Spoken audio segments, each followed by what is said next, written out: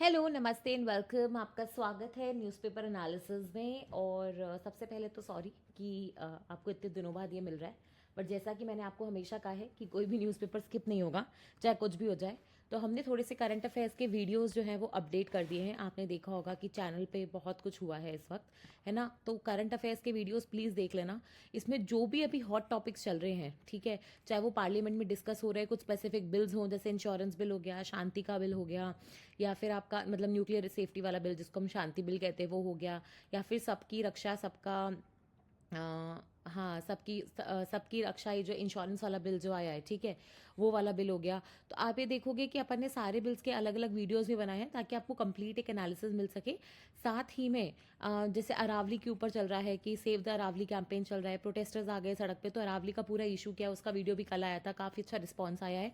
तो आप भी ज़रूर देखिएगा, क्योंकि 5 मिनट्स में जितना आपको डिटेल्ड एनालिसिस मिल रहा है ना, ये आपके इंटरव्यू के लिए सफिशिएंट है। ठीक है। अब मैं ऐसा क्यों बोल रही हूँ कि जब भी आप इंटरव्यू रूम में बैठे होते हो तो हार्डली आपके पास 30 मिनट्स में मान के चलती हूँ एवरेज है, अब ये 20 से लेकर 40 मिनट्स के बीच में चलता है। तो आपके पास इतना टाइम नहीं है कि सामने वाला बैठ के सिर्फ आपकी ही सुनता रहेगा। ठीक है। आपसे वो जो भी पूछेंगे उसको आपको 3-4 पॉइंट्स में समराइज करके इंश्योर करना है कि आपका आंसर कोई भी 1-2 मिनट से लंबा नहीं हो। तो उसके लिए 5 मिनट का वीडियो एनालिसिस बहुत सही रहता है, क्योंकि उसमें आपको जो भी पॉसिबल क्वेश्चंस पूछे जाते हैं वो ऑलरेडी कवर्ड हैं। ठीक है। और आपको समझ में भी आ जाएगा कि जैसे सपोज आपसे कोई पूछे कि अरावली को लेके इतना हुआ हल्ला मचा हुआ है, तो अरावली का क्या इंपॉर्टेंस है, तो आप वहाँ पे कहानियां नहीं बताओगे, आप बताओगे कि कैसे अरावली का इकोलॉजिकल इंपॉर्टेंस है, अरावली का कल्चरल इंपॉर्टेंस क्या है, ठीक है, अरावली का बेसिकली क्लाइमेट चेंज के पर्सपेक्टिव में इंपॉर्टेंस क्या है, इकोनॉमी या अपन बोलते हैं ना मिनरल वेल्थ है उसके पास, उसमें क्या इसका इंपॉर्टेंस है, ट्राइबल लोगों के लिए उनके मतलब फॉरेस्ट राइट्स के लिए इंपॉर्टेंस है। तो ऐसे करके बस आपने 5 मेजर मेजर मुद्दे बताने हैं। अब ये मेन्स का आंसर नहीं है जिसमें आप इसको उनको पूरा डिस्क्राइब करते बैठोगे, क्योंकि अगर आपने एक पॉइंट डिस्क्राइब किया तो आपकी 4 पॉइंट्स छूट जाएंगे। यहाँ पे एक रियल टाइम में कॉन्वर्सेशन चल रहा है। ठीक है। तो आपको पहले मेजर मेजर 4 पॉइंट्स बताने हैं, उसके बाद अगर वो आपसे पूछे कि आप इसको फर्दर एक्सप्लेन कर सकते हो तो वो बताना है। ठीक है। तो ऐसे रहेगा अपना इंटरव्यू का। और एक सजेशन आया था कि हम लोग ट्रांसक्रिप्ट का डिस्कशन लें, तो कोशिश पूरी कर रहे हैं, लेकिन थोड़ा सा देखते हैं अगर अपन इसको ट्रांसक्रिप्ट को ले पाते हैं तो एवरी डे 4 या 5 ट्रांसक्रिप्ट को लेते हुए, अगर वो स्पेसिफिकली करंट अफेयर्स रिलेटेड है तो वो लेते हुए अपन कुछ शुरू कर सकते हैं। तो देखते हैं, होपफुली नेक्स्ट वीक से स्टार्ट करने का है। अगर हो पाया तो ग्रेट है, आपका भी साथ रहा तो फीडबैक भी ज़रूर देना। और अगर ये न्यूज़पेपर एनालिसिस, डोंट वरी, तो आज अपन 15th, 16th और 17th दिसंबर का न्यूज़पेपर एनालिसिस कर लेंगे। कल आपके पास 18th, 19th और 20th तीनों का न्यूज़पेपर एनालिसिस आ जाएगा, और उसके बाद अपन आप देख सकते हो कि 21st पे आ गए, तो विच इज़ रेगुलर। ठीक है। तो जो भी आपका बैकलॉग था वो मैंने वैसे भी खत्म कर दिया। और हाईलाइटेड पीडीएफ जो है, मैं बार बार बोल रही हूँ, अगर किसी को नहीं देखना, आवाज़ मेरी पसंद नहीं है और लग रहा है कि ये तो हम भी कर सकते हैं, तो हाईलाइटेड पीडीएफ जो हैं, जो न्यूज़पेपर्स के होते हैं, द इंडियन एक्सप्रेस वाले, वो मैंने ऑलरेडी जो अपना टेलीग्राम चैनल है उस पर डाल दिए हैं। तो अगर किसी का मन नहीं है, आपको लग रहा है कि नहीं आपको न्यूज़पेपर पढ़ना है, तो मुझे लगता है कि रीडिंग अच्छी आर्ट होती है। अगर आप सुन रहे हो, कुछ काम कर रहे हो तो सुनते हो तो मतलब ठीक रहता है, नहीं तो अगर न्यूज़पेपर पढ़ना है तो आप वहाँ से पढ़ सकते हो। ठीक है। तो बस इसी के साथ अब हम पहला ये शुरू करते हैं। वेरी वेरी इंपॉर्टेंट है ये, मैं आज के लिए आपसे सवाल पूछती हूँ क्योंकि इस पर फिर अपन ने एक वीडियो भी बनाया हुआ है जो आई थिंक थोड़े दिनों में आपके पास आ जाएगा। वो है anti Semitism. Very very important है, वेरी वेरी इंपॉर्टेंट। किसी ने अगर मतलब किसी का अगर ऑप्शनल्स तो नहीं होता आरएएस में, आईएएस में अगर आपका ऑप्शनल्स है सोशियोलॉजी से रिलेटेड, पॉल साइंस से रिलेटेड, तो वहाँ पे एंटी सेमिटिज्म बहुत इंपॉर्टेंट हो जाता है। वहीं अगर आरएएस में देखोगे तो एंटी सेमिटिज्म वैसे भी पूछा जा सकता है। ठीक है। और अगर आपने बैचलर्स ऐसे कोई सब्जेक्ट में किया है तो वहाँ पे एंटीसेमिटिज्म बहुत इंपॉर्टेंट हो जाएगा, अगर आपने बीए वगैरह किया है। तो आपने सबसे पहले बात तो आप मुझे कमेंट सेक्शन में बताने वाले हैं ये एंटीसेमिटिज्म क्या होता है, और उसके बाद अगर मतलब वहाँ पे सही हुआ तो भी मैं लिख दूंगी, गलत हुआ तो भी मैं बता ही दूंगी। ठीक है। दूसरी चीज़ है कि अपन एंटीसेमिटिज्म के बारे में क्यों बात कर रहे हैं, तो आपने वर्ल्ड वाइड ये देखा होगा कि रेशियल अटैक्स जो होते हैं एक पर्टिकुलर कम्युनिटी के अगेंस्ट, जैसे मैं बोलूँ एक पर्टिकुलर रेस हो गया, एक पर्टिकुलर कम्युनिटी हो गया, उसके अगेंस्ट जो अटैक्स है वो बढ़ते जा रहे हैं। अभी सबसे खतरनाक जो चीज़ हुई है, जैसे यूएस में तो आपको पता है कि ओपन फायरिंग जो होती है, जहाँ पे कोई भी आ गया ओपन फायरिंग कर दी, कभी स्कूल में कर दी, कभी कॉलेज में कर दी, तो वैसा सब वहाँ पे कॉमन है, क्योंकि वहाँ पे गन कंट्रोल के जो लॉज है ना वो इतने स्ट्रिक्ट नहीं है। ठीक है। और ये जो कहानी है ना ये शुरू होती है इनकी आज़ादी से। तो आपको पता होगा कि यूएस का जो पूरा इंडिपेंडेंस है, ठीक है, उन्होंने बेसिकली कहीं ना कहीं वायलेंस से और लड़ाई झगड़ा करके लिया था, अनलाइक इंडिया जहाँ पे आपको पता ही है कि हमारा पूरा जो फिलॉसफी था वो गांधी जी के नॉन वायलेंस से इंस्पायर्ड था। तो यूएस को जब इंडिपेंडेंस मिला था, ठीक है, 1760s की जब बात चल रही है, तो वहाँ पे उसके बाद आप देखोगे 100 साल बाद जब उनका मतलब कॉन्स्टिट्यूशन, तब से लेकर जब 100 साल तक उनका कॉन्स्टिट्यूशन बन रहा था, तो उस कॉन्स्टिट्यूशन में जैसे इंडिया में आपको देखोगे तो कॉन्स्टिट्यूशन में ऐसा कहीं नहीं लिखा है हमारे को डेमोक्रेसी मिली है, बट हमने कहीं ऐसा नहीं लिखा है कि अगर हमें अपने लीडर्स पसंद नहीं है तो हमारे पास कोई हथियार है। हमारे पास हथियार पॉलिटिक्स ही है, इलेक्शन ही है। वहाँ पे बेसिकली लोगों के पास हथियार रखना, कि आपके पास एक प्राइवेट वेपन हो सकता है, ये उनका एक फंडामेंटल राइट है एक तरीके से, ठीक है। तो इसीलिए आप देखोगे कि यूएस में गन के जो इंसिडेंट्स होते हैं ना, जहाँ पे कोई भी आ गया ओपन शूटिंग कर दी, कई बार आप देखोगे बच्चे जो है स्कूल में गन्स लेके जा रहे हैं, तो वो तरीके से एक प्रॉब्लम वहाँ पे है। तो वैसा ही कुछ हुआ था यूएस में। आप देखोगे ब्राउन यूनिवर्सिटी में एक बंदा आया, एग्जाम चल रहे थे वहाँ पे, और उसने आके ओपन शूटिंग करी और 2 लोगों की आई थिंक डेथ हो गई और 9 लोग इंजर हो गए हैं। तो ऑब्वियसली उनको ढूंढा जा रहा है कि ऐसा क्यों किया है, बट ये आपको बहुत कॉमनली वहाँ दिख जाएगा। बट अपोजिट टू दिस, अभी जो सबसे मतलब मुझे लगता है खतरनाक जो चीज़ हुई है वो है ऑस्ट्रेलिया में। तो जैसे क्रिश्चियंस जो होते हैं वो क्रिसमस सेलिब्रेट करते हैं, वैसे जूस जो कम्युनिटी होती है, ठीक है, ये वही मतलब जो यहूदीज जो होते हैं, ये जो जूस पीपल होते हैं, इनका हनुका होता है, ठीक है। तो इनका एक फेस्टिवल होता है हनुका। तो अगर आपने वो फ्रेंड्स सीरीज देखी है, जो इंग्लिश वेब सीरीज है, ठीक है, उसमें आपको पता है जो रॉस और मोनिका होते हैं वो बेसिकली हनुका, तो रॉस एक बार अपने बेटे को भी हनुका का इंपॉर्टेंस बताता है, तो वो ये सेलिब्रेट करते हैं। तो हो क्या रहा था कि ऑस्ट्रेलिया का एक बीच है बॉन्डी बीच। तो अगर आपसे कोई पूछ ले कि ये बॉन्डी क्या है, तो बॉन्डी एक बीच है ऑस्ट्रेलिया में, जहाँ पे बेसिकली जूस जो है वो हनुका सेलिब्रेशन के लिए इकट्ठे हुए थे, और उसके ऊपर आप देखोगे 2 लोग आए और वहाँ पे फायरिंग वायरिंग कर दी। और ये मतलब ऑस्ट्रेलिया में आप देखोगे ऐसा कुछ अटैक जो हुआ था लास्ट टाइम खतरनाक वाला, वो 1996 में उनके पोर्ट आर्थर पे हुआ था, ठीक है। और जब ये अटैक हुआ था 1996 में, तो उसके बाद से ऑस्ट्रेलिया ने अपने लॉज चेंज कर दिए थे। जैसे फायर आर्म्स को रखने के लिए उन्होंने बोला कि हम एक रजिस्टर बनाएंगे, एक नेशनल फायर आर्म्स एक्ट लेके आएंगे, माइनर्स को रिस्ट्रिक्ट करेंगे, कुछ मतलब जो बहुत ही एडवांस राइफल्स वगैरह होती हैं वो आप रख नहीं सकते हो, ठीक है। तो ऐसे करके उन्होंने थोड़े गन कंट्रोल लॉज वगैरह बना दिए थे, जिस वजह से आप देखोगे कि 1996 के बाद आप सीधा आ गए हो 2025 में। तो यहाँ तक आपको कोई मेजर इंसिडेंट देखने को नहीं मिला अंटिल ये बॉन्डी बीच वाला इंसिडेंट वहाँ पे हुआ है। तो वहाँ पे अब जैसे ये जो अटैक हुआ है, जहाँ पे एक पर्टिकुलर कम्युनिटी को सेलिब्रेट कर रही थी, आपने उसको टारगेट किया है, ठीक है, तो इसी को कहीं ना कहीं एक तरीके से ये रेशियल अटैक में आएगा। और क्योंकि आपने जूस का अगेंस्ट किया है, तो इसको एक एंटी सेमिटिज्म के नाम से भी जाना जाता है, ठीक है। तो इसी को अपन मतलब मैं बहुत ही शॉर्ट में बता रही हूँ अभी, बाकी तो आप क्वेश्चन का आंसर नीचे देंगे।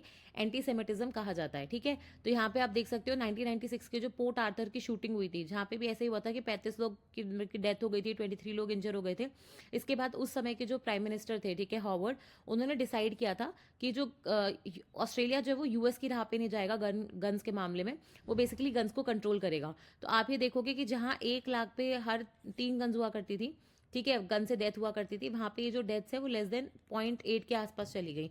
तो बहुत ही कम फिगर हो गया। और इनफैक्ट ऑस्ट्रेलिया एक खुद अपने आप में गोल्ड स्टैंडर्ड बन गया गन कंट्रोल लॉस को लेके, क्योंकि उन्होंने काफी हद तक सब कुछ कंट्रोल करके था। लेकिन ये जो बॉन्डी बीच वाला इंसिडेंट हुआ है, इसमें 15 लोगों की डेथ हो गई है, 41 लोग इंजर हुए हैं, और ऑब्वियसली फिर से लोगों में एक दहशत आ गई है, क्योंकि ऑस्ट्रेलिया में कल्चर ऑफ डाइवर्सिटी आपको देखने को मिलेगा, ठीक है। और ऑस्ट्रेलिया में भी जैसे यूएस में एक पार्ट ऑफ कल्चर रहा था, ठीक है, वैसे आप देखोगे ऑस्ट्रेलिया में भी गन को रखना एक उनके पार्ट ऑफ कल्चर ही था। बट मैंने आपको बताया था ना कि जो उनके जो प्राइम मिनिस्टर थे उस समय, जॉन हॉवर्ड जी, 1996 में जब ये पोर्ट आर्थर वाला इंसिडेंट हुआ था, तो उन्होंने एक बोला कि हम लोग नहीं है फायर आर्म्स को वगैरह कंट्रोल करेंगे। उसके लिए आप देखोगे एक्ट लाया था, है ना, आपने मतलब बेसिकली प्रॉपर रजिस्टर बनाना शुरू किया था। आपको ऐसा नहीं कि आपने आज अप्लाई कर दिया फायर आर्म के लिए कल मिल जाएगा, आपको ऑलमोस्ट 28 दिन से 1 महीना वेट कराया जाएगा, ठीक है। और मतलब इसके बाद आप देखोगे कोई मेजर वो नहीं हुई है। बट क्योंकि ये अभी देखोगे आप, ये जो बॉन्डी बीच पे इंसिडेंट हुआ है, तो इससे लोग कह रहे हैं कि कहीं ना कहीं जो ये नेशनल फायर आर्म्स एक्ट जो ऑस्ट्रेलिया ने बनाया था, ये कहीं ना कहीं पूरी तरीके से सक्सेसफुली इंप्लीमेंट नहीं हुआ है। क्योंकि आप देखोगे रजिस्टर अभी भी नहीं बना है, माइनर्स पे अभी भी आप देखोगे ढंग से कंट्रोल नहीं हो पाए हैं, ठीक है। और क्या होता है कि जैसे ऑस्ट्रेलिया एक पूरी कंट्री है, जैसे इंडिया में बहुत सारी स्टेट्स है ना, तो ऑस्ट्रेलिया में भी अलग अलग आप देखोगे स्टेट्स हैं। तो एक स्टेट में लॉ वीक है और एक स्टेट में स्ट्रांग है। तो अगर एक भी स्टेट में अगर लॉ वीक है ना, तो वो क्या करता है, सारी स्टेट्स जो होती है ना, उनके लॉज को भी वीक करता है। तो कहीं ना कहीं ये सारी एक प्रॉब्लम देखने को मिली है। तो यहाँ पे आप देख सकते हो बहुत सारे आर्टिकल्स आए हैं। तो मतलब this is not something which should be celebrated, और मुझे लगता भी नहीं कि terrorism is a solution to anything. तो उससे मतलब अभी बॉन्डी बीच पर और कुछ आया नहीं है। बाकी आपको मेजर मेजर मुद्दा पता होना चाहिए कि कभी कोई पूछ ले, ठीक है। तो एटलीस्ट बॉन्डी बीच सुन के हम लोग क्लूलेस ना रहें, ओके। अब जो नेक्स्ट आर्टिकल है वो है बेसिकली सऊदी अरेबिया के जो प्रिंस हैं, ठीक है, उनके जो बेसिकली मोहम्मद बिन सलमान, जिनका आपने नाम बहुत बार सुना होगा, उनको MBS बोलते हैं न्यूज़पेपर्स। तो सऊदी अरेबिया के जो प्रिंस हैं मोहम्मद बिन सलमान, वो बेसिकली US गए थे और ट्रम्प जी ने उनका स्वागत बड़े जोर शोर से किया था। मतलब उनको ना F-35 जेट्स वगैरह जो थे उनके भी वो फ्लाई कर रहे थे ऊपर, उससे भी उनको प्रॉपर गार्ड वगैरह, मतलब ना गार्ड ऑफ ऑनर वगैरह होता है, वो सब दिया था। और देखो इस विजिट से अगर आप देखोगे ना, तो ये क्यों इतनी इंपॉर्टेंट मानी जा रही है, पहले वो समझो। ये देखो ऐसी पिक्चर्स खिंचवाई हैं ट्रम्प और सऊदी के प्रिंस ने, तो ये क्यों इंपॉर्टेंट है। देखो आप है ना, सबसे पहले दो इकोनॉमीज को समझा करो। सऊदी क्या है, सऊदी बेसिकली एक बहुत ही पावरफुल नेशन है। अगर मैं गल्फ कंट्रीज में देखूं, ठीक है, तो गल्फ कंट्रीज का जब आप मैप देखते हो तो ऐसे आता है, यहाँ पे पर्शियन गल्फ है, ये अपना अफ्रीका हो गया, और यहाँ पे आपका रेड सी है, और ये जो हिस्सा है ये है सबसे बड़ी कंट्री इनकी सऊदी अरेबिया, ठीक है। सऊदी के आसपास सारी छोटी कंट्रीज हैं, तो गल्फ में अगर आप देखोगे सऊदी का डोमिनेंस है। और सऊदी आपको पता है लैंड भी सबसे ज़्यादा है उसके पास, पैसा सॉवरेन, सऊदी के खुद के सॉवरेन वेल्थ फंड्स होते हैं, ठीक है। ये वेल्थ फंड्स आपको पता है मार्केट में FII बन के या FPI बन के बहुत जगह पे इन्वेस्ट करते हैं, ठीक है। तो जिस भी कंट्री को इन्वेस्टमेंट मिल जाए बल्ले बल्ले हो जाए, करेक्ट है। उसके बाद आप देखोगे एनर्जी सिक्योरिटी के लिए, क्योंकि कच्चे तेल का यहाँ पे बहुत सारा उत्पादन वगैरह होता है, रिफाइनरीज वगैरह हैं, तो उसके लिए काफ़ी इंपॉर्टेंट है। तो और साथ में सऊदी जो है बेसिकली उसकी लोकेशन आप देखो, दो मेजर सीज के बीच में एकदम ट्रांजिट रूट्स पे है, प्लस आप देखोगे एक ऐसे एरिया में है जहाँ पे US जो है वो हमेशा से उस एरिया को कंट्रोल करना चाहता था, जैसे वेस्ट एशिया हो गया, जहाँ पे इतने सारे युद्ध कुछ ना कुछ चलते रहते हैं, ठीक है। और प्लस अभी की रियलिटी क्या है कि सऊदी जो है, अगर आप देखोगे, ये सब तो मेन चीज़ हो गई सऊदी के बारे में। अगर आप उसकी इकनॉमी के बारे में जानोगे, चलो बढ़िया है, ठीक है, काफ़ी सारा एक्सपोर्ट करती है तेल वगैरह का, उस वजह से आप देखोगे उसकी पूरी इकनॉमी अगर मैं कहूँ तो 65% जो इकनॉमी है वो तो उसकी तेल पे ही चल रही है, ठीक है। इसके बाद अगर आप देखोगे डिफेंस, डिफेंस का लार्जेस्ट इंपोर्टर है सऊदी। तो सिप्री करके एक रिपोर्ट आती है, ठीक है, जो स्वीडिश की एक पार्लियामेंट की रिसर्च विंग है, वो बेसिकली एक ऑर्गेनाइजेशन है, ये सिप्री करके उनकी रिपोर्ट आती है, जिसमें वो बताते हैं कि कौन सी कंट्री कितना डिफेंस पे खर्चा करती है प्लस कितना इंपोर्ट करती है। तो यहाँ पे आप देखोगे, एक मिनट, हाँ, तो यहाँ पे आप देखोगे कि जो सऊदी है वो नंबर 1 पे आता है डिफेंस के इंपोर्ट्स में, ठीक है। तो अब आप देखोगे सऊदी जो है ट्राई कर रहा है कि अभी वो 75% के आसपास कुछ इंपोर्ट करते हैं डिफेंस में, ठीक है। तो वो ट्राई कर रहा है कि ये नंबर को रिड्यूस करके वो करीबन 50% तक ले आए, ठीक है। मतलब 50% वो इन हाउस मैन्युफैक्चरिंग करें, 50% वो इंपोर्ट करें। अभी 50% में से 25% तक तो उन्होंने अचीव कर लिया है, 25% वो अचीव करना चाहते हैं। प्लस आप देखोगे सऊदी क्या करना चाहता है, अपनी इकोनॉमी को डाइवर्सिफाई, क्या करना चाहता है, इकोनॉमी को डाइवर्सिफाई। इकोनॉमी को डाइवर्सिफाई का मतलब क्या होता है कि अभी उसकी इकोनॉमी जो है पूरी कच्चे तेल पे यानी क्रूड ऑयल पे डिपेंडेंट है, ठीक है। तो अगर क्रूड ऑयल में कुछ भी हुआ तो उसके एक्सपोर्ट्स पे फर्क पड़ेगा, और उस वजह से उसकी इकोनॉमी पे, उसकी ट्रेड पे, उस सब मतलब सारी चीज़ें इंपैक्ट हो जाएंगी। तो वो चाहता है कि उसकी कंट्री में भी डाइवर्सिफिकेशन हो उनकी और अब वो कहाँ जाना चाहते हैं, आप देखोगे ऑल्टरनेट, जैसे रिन्यूएबल्स हो गया, है ना, इवन न्यूक्लियर पावर प्लांट की भी बात कर रहे हैं, न्यूक्लियर हो गया, रिन्यूएबल्स हो गया, एंड अभी जो लेटेस्ट उभरता हुआ सेक्टर है वो है AI, ठीक है। तो वो AI रेवोल्यूशन का एक मेजर सेंटर बनना चाहते हैं, ग्लोबल हब बनना चाहते हैं। और आपको पता होगा कि सऊदी जो है वो वायोम करके या वियोम करके हाँ, नायोम नायोम सॉरी, नायोम करके एक फ्यूचरिस्टिक सिटी बना रहे हैं, ठीक है। उनका एक फुल प्लान है, क्योंकि जैसे अपन बोलते हैं ना दुबई, तो दुबई जैसी एक फ्यूचरिस्टिक सिटी बनाना चाहते हैं, जहाँ पे आप देखोगे सारे कॉन्फ्रेंसेज हो, वर्ल्ड के प्रॉपर हब्स हो, हर कोई आए वहाँ पे, एग्जीबिशंस हो, मतलब है ना एकदम फ्यूचरिस्टिक हो, पूरी रिन्यूएबल्स पे चले, AI से पूरा वहाँ पे काम करता हो, वर्कफोर्स में एम्प्लॉयमेंट हो, सारी कंट्रीज़ के वहाँ डेटा सेंटर्स हो, तो वो सारी चीज़ें। तो ये तो हो गई सऊदी की कहानी। अब आप मुझे बताओ कि US के लिए ये विजिट क्यों इंपॉर्टेंट होगी, तो अब US को समझते हैं। यूनाइटेड स्टेट्स ऑफ अमेरिका में अभी प्रेसिडेंट कौन है, ट्रम्प। और ट्रम्प का एक ही मोटो है, वो क्या है, मागा, मेकिंग अमेरिका ग्रेट अगेन, ठीक है। और आपको पता है इसके लिए वो क्या कर रहे हैं, बाकी कंट्रीज के साथ जो समझौते हुए हैं उस पर वो टैरिफ वॉर लगा रहे हैं, ठीक है। वो चाहते हैं कि उनकी इन हाउस जो मैन्युफैक्चरिंग है वो बढ़े, ठीक है। US जो है वो बाहर से जो सामान इम्पोर्ट करता है, आयात करता है, वो कम हो, और US से सामान एक्सपोर्ट हो जाना शुरू हो जाए, ठीक है। ट्रम्प चाहते हैं कि यूएस में, जैसे यूएस बाकी जगह जाके इन्वेस्ट करता है, अब यूएस की इकोनॉमी में भी बाकी लोग आके खर्चा करें। और साथ में ट्रम्प का सबसे बड़ा प्रॉब्लम है चाइना। तो ट्रम्प बेसिकली कहीं भी मीटिंग करने जाते हैं, ये यूएस कहीं भी आप देखोगे समझौता करेगा, वहाँ पे कंडीशन ज़रूर डालता है कि उस देश के जो चाइना के साथ रिलेशन चल रहे हैं, चाहे वो इकोनॉमिक रिलेशन हो, कोजी रिलेशन हो, पॉलिटिकल हो, जो भी हो, वो रिलेशन थोड़े कम होंगे, तब आप देखोगे यूएस के साथ रिलेशन बढ़ते हैं। अब यही हुआ है इस पूरी मीटिंग में, ये समझो, ठीक है। तो ट्रम्प अगर आप देखोगे, एक मिनट, हाँ, तो अब यहाँ पे अगर आप देखोगे तो मतलब यूएस को इस मीटिंग से क्या मिला और सऊदी को इस मीटिंग से क्या मिला। तो यूएस, एक मिनट, तो यूएस और सऊदी की जो मीटिंग हुई है उसमें देखो, जब तक यूएस को कुछ नहीं मिलेगा तो यूएस और सऊदी के बीच में एक तो डिफेंस अग्रीमेंट हो गया, ठीक है, साथ में सऊदी को एक मेजर नॉन नाटो अलाई का स्टेटस मिल गया। बहुत इंपॉर्टेंट है, बहुत बहुत बहुत इंपॉर्टेंट है, ठीक है। नाटो कंट्री कौन सी होती है? North Atlantic Treaty Organization. जो ये नॉर्थ अटलांटिक अपना ओशन है ना, उसके आसपास की कंट्रीज ने मिलके एक ये संगठन बना रखा है जिसको अपन नाटो बोलते हैं, ठीक है। लेकिन आपको पता है यूएस के कुछ दोस्त जो है वो पैसिफिक ओशन के इस साइड पे हैं, जैसे ऑस्ट्रेलिया हो गया, जापान हो गया, साउथ कोरिया हो गया। तो इनको ये नाटो का स्टेटस नहीं देता, इनको बेसिकली ये नॉन नाटो एलाई स्टेटस देता है कि नाटो में ना होने के बाद भी यूएस की बहुत मेजर फ्रेंड्स टाइप बोल दो आप, ठीक है। तो ये स्टेटस अगर सऊदी को मिलता है तो बहुत ही बड़ी बात है, क्योंकि इससे क्या होगा, जितने भी एडवांस इक्विपमेंट्स होते हैं ना यूएस के, जैसे F-35 फाइटर जेट्स वगैरह हो गया, गार्जियन ड्रोन्स हो गया, ठीक है, तो बहुत सारे जो एडवांस इक्विपमेंट्स होते हैं, डिफेंस इक्विपमेंट्स, यूएस हर किसी को नहीं देता, ना हर किसी को बेचता है। वो बेसिकली बहुत ही जो उसके फ्रेंड्स वाले कंट्री होते हैं ना, एकदम स्ट्रॉन्ग बॉन्ड वाले, जिनको non NATO major ally status वगैरह मिला होता है, उन्हीं कंट्रीज को देता है।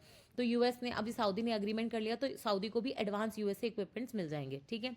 दूसरा आप देखोगे, सऊदी ने इसके बदले क्या प्रॉमिस किया है कि वो बेसिकली यूएस में $1 ट्रिलियन का इन्वेस्टमेंट करेंगे। क्या करेंगे? $1 ट्रिलियन का इन्वेस्टमेंट। फिर यूएस ने और क्या बोला कि बेसिकली एक तो सऊदी और चाइना के जो रिलेशंस है वो थोड़े से आप मतलब ध्यान दो, वो थोड़े से कम करो, ठीक है। और दूसरा उन्होंने परमिशन दे दी है कि जो यूएस में मेजर एआई कंपनीज हैं, ठीक है, जैसे चिप बनाने वाली कंपनी है निवीडिया, तो निवीडिया जो है कुछ 35,000 चिप्स जो है वो सऊदी को दे सकती है। अब आप बोलोगे सऊदी इन चिप्स का क्या करेगा? क्योंकि सऊदी बनना चाहता है दुनिया का सबसे बड़ा डेटा सेंटर का हब, ठीक है। डेटा सेंटर्स क्या होते हैं? डेटा सेंटर आप ऐसे समझो, एक कोई जगह जहाँ पे बहुत सारे मतलब ऐसे समझो थाउजेंड्स ऑफ कंप्यूटर्स जितनी कैपेसिटी हो, जहाँ पे सारा डेटा आपका स्टोर होता है, ठीक है। जहाँ से आपकी, जैसे आप क्लाउड में कोई एंटर करते हो कि मुझे ये करना है, फिर वो गोल गोल घूमता है और आपके पास वो डेटा आ जाता है, तो वो आ कहाँ से रहा है? वो डेटा सेंटर्स चाहिए होते हैं। अब एआई से आप इतने बार बार क्वेश्चन पूछ रहे हो, करेक्ट है, तो एआई भी कहीं से प्रोसेस करके दे रहा है, तो वो प्रोसेसिंग कहाँ पे होती है? इन डेटा सेंटर्स में। अब इन डेटा सेंटर्स को क्या चाहिए? एक तो बड़ा सा लैंड चाहिए, ऑब्वियसली बहुत सारी बिजली चाहिए कंटिन्यूस, ठीक है, और ऊपर से क्योंकि इतना हीटेड एटमॉस्फेयर लेता है तो इसको कूल करने के लिए कूलिंग वाटर वगैरह चाहिए होता है, ठीक है, और ऑब्वियसली काम करने के लिए लोग। अब सऊदी के पास ये सारी चीज़ें हैं, ठीक है, और ऑब्वियसली लगाने के लिए पैसा, कैपिटल, ठीक है। सऊदी के पास ये सारी चीज़ें हैं, सऊदी के पास भर भर के लैंड है, ठीक है, उसके पास इतना बड़ा स्रोत है, क्रूड ऑयल भी है, रिन्यूएबल एनर्जी भी है, और वो न्यूक्लियर में भी इन्वेस्ट कर रहा है, तो आपको बिजली की कोई दिक्कत आएगी नहीं। प्लस आपको पता है कि वो समुद्र के आसपास है, तो डिसैलिनाइजेशन प्लांट्स लगा के वो बोल रहे हैं हम कूलिंग वाटर भी प्रोवाइड कर सकते हैं, और हमारे पास सॉवरेन वेल्थ फंड्स है जो कैपिटल इसमें इन्वेस्ट कर सकते हैं, क्योंकि उनके पास क्रूड का पैसा पड़ा है। तो वो डेटा सेंटर्स का हब बनना चाहते हैं, और डेटा सेंटर बनने के लिए आपको एडवांस सेमीकंडक्टर चिप्स चाहिए। वो चिप्स आप देखोगे बहुत कम कंपनीज बना रही है, जैसे माइक्रोसॉफ्ट हो गया, गूगल हो गया, निवीडिया हो गया, करेक्ट है। तो ये जो आप देखोगे निवीडिया वाला जो पूरा अग्रीमेंट हुआ है, ये कहीं ना कहीं सऊदी के लिए बहुत इंपॉर्टेंट है, अगर वो फ्यूचरिस्टिक सिटी न्यूम वगैरह बना रहा है, ठीक है। तो ये वाला हो जाएगा। और साथ में देखो, हर कंट्री को ना कुछ मिलता है। अब सऊदी ने जब यूएस को विजिट किया तो ऑब्वियसली यूएस ने इतना स्टैंडिंग ओवेशन वगैरह उनको दिया, तो सऊदी ने कहीं ना कहीं जो उसकी पावर है उसके पर्टिकुलर रीजन में वो भी बढ़ा ली ना, कि वो यूएस के लिए, देखो आप डिफेंस अग्रीमेंट करके आ गए हैं, वो मतलब अच्छे खासे पार्टनर है यूएस के, तो अब उनके साथ कोई परेशान नहीं करेगा। अब सऊदी की क्या है, लड़ाई चल रही है, तो ईरान के साथ चल रही है, क्योंकि वो शिया वर्सेस सुन्नी वाला कॉन्फ्लिक्ट है। प्लस आप देखोगे येमन में एक हाउदी रिबेल्स होते हैं, ठीक है, वो भी शिया है, शिया मेजोरिटी, और जबकि सऊदी जो है वो सुन्नी मेजोरिटी है, ठीक है। तो सऊदी जो है उसकी लड़ाई चल रही है ईरान और ये हाउदी रिबेल्स वगैरह के साथ, जो येमन में है, जस्ट उसके नीचे हैं। तो कहीं ना कहीं आप देखोगे अभी जो एडवांस इक्विपमेंट्स वगैरह मिल जाएंगे तो उससे सऊदी को फायदा हो जाएगा, ठीक है, डिफेंस कर पाएगा वो एक्सटर्नल अग्रेसर्स के अगेंस्ट। तो यही चीज़ यहाँ पे लिखी हुई है। और हाँ, एक चीज़ और है, सबसे इंपॉर्टेंट है कि यूएस सऊदी ने, जैसे यूएस ने तो सऊदी को ये भी बोला था कि आप ये जो इब्राहिम अकॉर्ड्स थे, ठीक है, जिसमें क्या हुआ था कि इसराइल और जॉर्डन और ये सारी कंट्रीज़ के जो रिलेशंस थे, यूएई, मोरक्को, है ना, इन सब के रिलेशन सुधरे थे, तो सऊदी को भी बोला कि आप भी ज्वाइन कर लो। सऊदी ने साफ मना कर दिया, क्योंकि आपको पता है कि सऊदी जो है वो पैलेस्टीन को सपोर्ट करता है। तो उन्होंने अभी तक तो इस पर कुछ मंजूरी नहीं दी है। ठीक है, तो ये पूरा आप यहाँ पे सेम ही चीज़ लिखी हुई है, आप चाहो तो पढ़ लेना, लेकिन मैंने आपको इसका क्रक्स समझा दिया है। ठीक है, तो इतना ही था ये वाले आर्टिकल में। अब आपको पता है ये थर्ड आर्टिकल है, वो है बेसिकली पीएम के बारे में, तो इसके बारे में अपन कल भी पढ़ेंगे। एक्चुअली हुआ क्या है कि जो अपने जो प्राइम मिनिस्टर हैं है ना, नरेंद्र मोदी जी, वो इस वक्त 3 कंट्रीज़ के टूर पे हैं। ठीक है, एक जॉर्डन है, वही इसराइल के बाजू वाला जॉर्डन जिसके बीच में डेड सी आता है। ठीक है, एक आप देखोगे इथोपिया है ना, और तीसरा जो एक तो जॉर्डन है, एक इथोपिया है और एक ओमान है। ठीक है, तो ये तीनों कंट्रीज़ के विजिट पे हैं। तो ऑब्वियसली जब भी कोई प्राइम मिनिस्टर या प्रेसिडेंट ऐसे विजिट्स पे जाता है, हमेशा मान के चलना कि वहाँ पे कोई ना कोई मेजर अग्रीमेंट्स आने वाले हैं। कोई आप देखोगे हो सकता है एफटीए साइन हो जाए, कोई पुराना एफटीए है तो वो थोड़ा सा ऊपर पहुँच जाए। ठीक है, या स्ट्रेटेजिक पार्टनरशिप वगैरह साइन हो जाए। तो जॉर्डन जो है बेसिकली उनके जो किंग है, उन्होंने प्राइम मिनिस्टर के साथ मुलाकात करी और ऑब्वियसली उन्होंने बोला कि हम जो है 75 ईयर सेलिब्रेट कर रहे हैं अपने रिलेशंस के, और उन्होंने बेसिकली बायलैटरल ट्रेड जो है, ऑब्वियसली जॉर्डन के साथ हमारा बहुत ही छोटा ट्रेड है, अभी $5 बिलियन के आसपास का है, इसको डबल करने की बात करी गई है।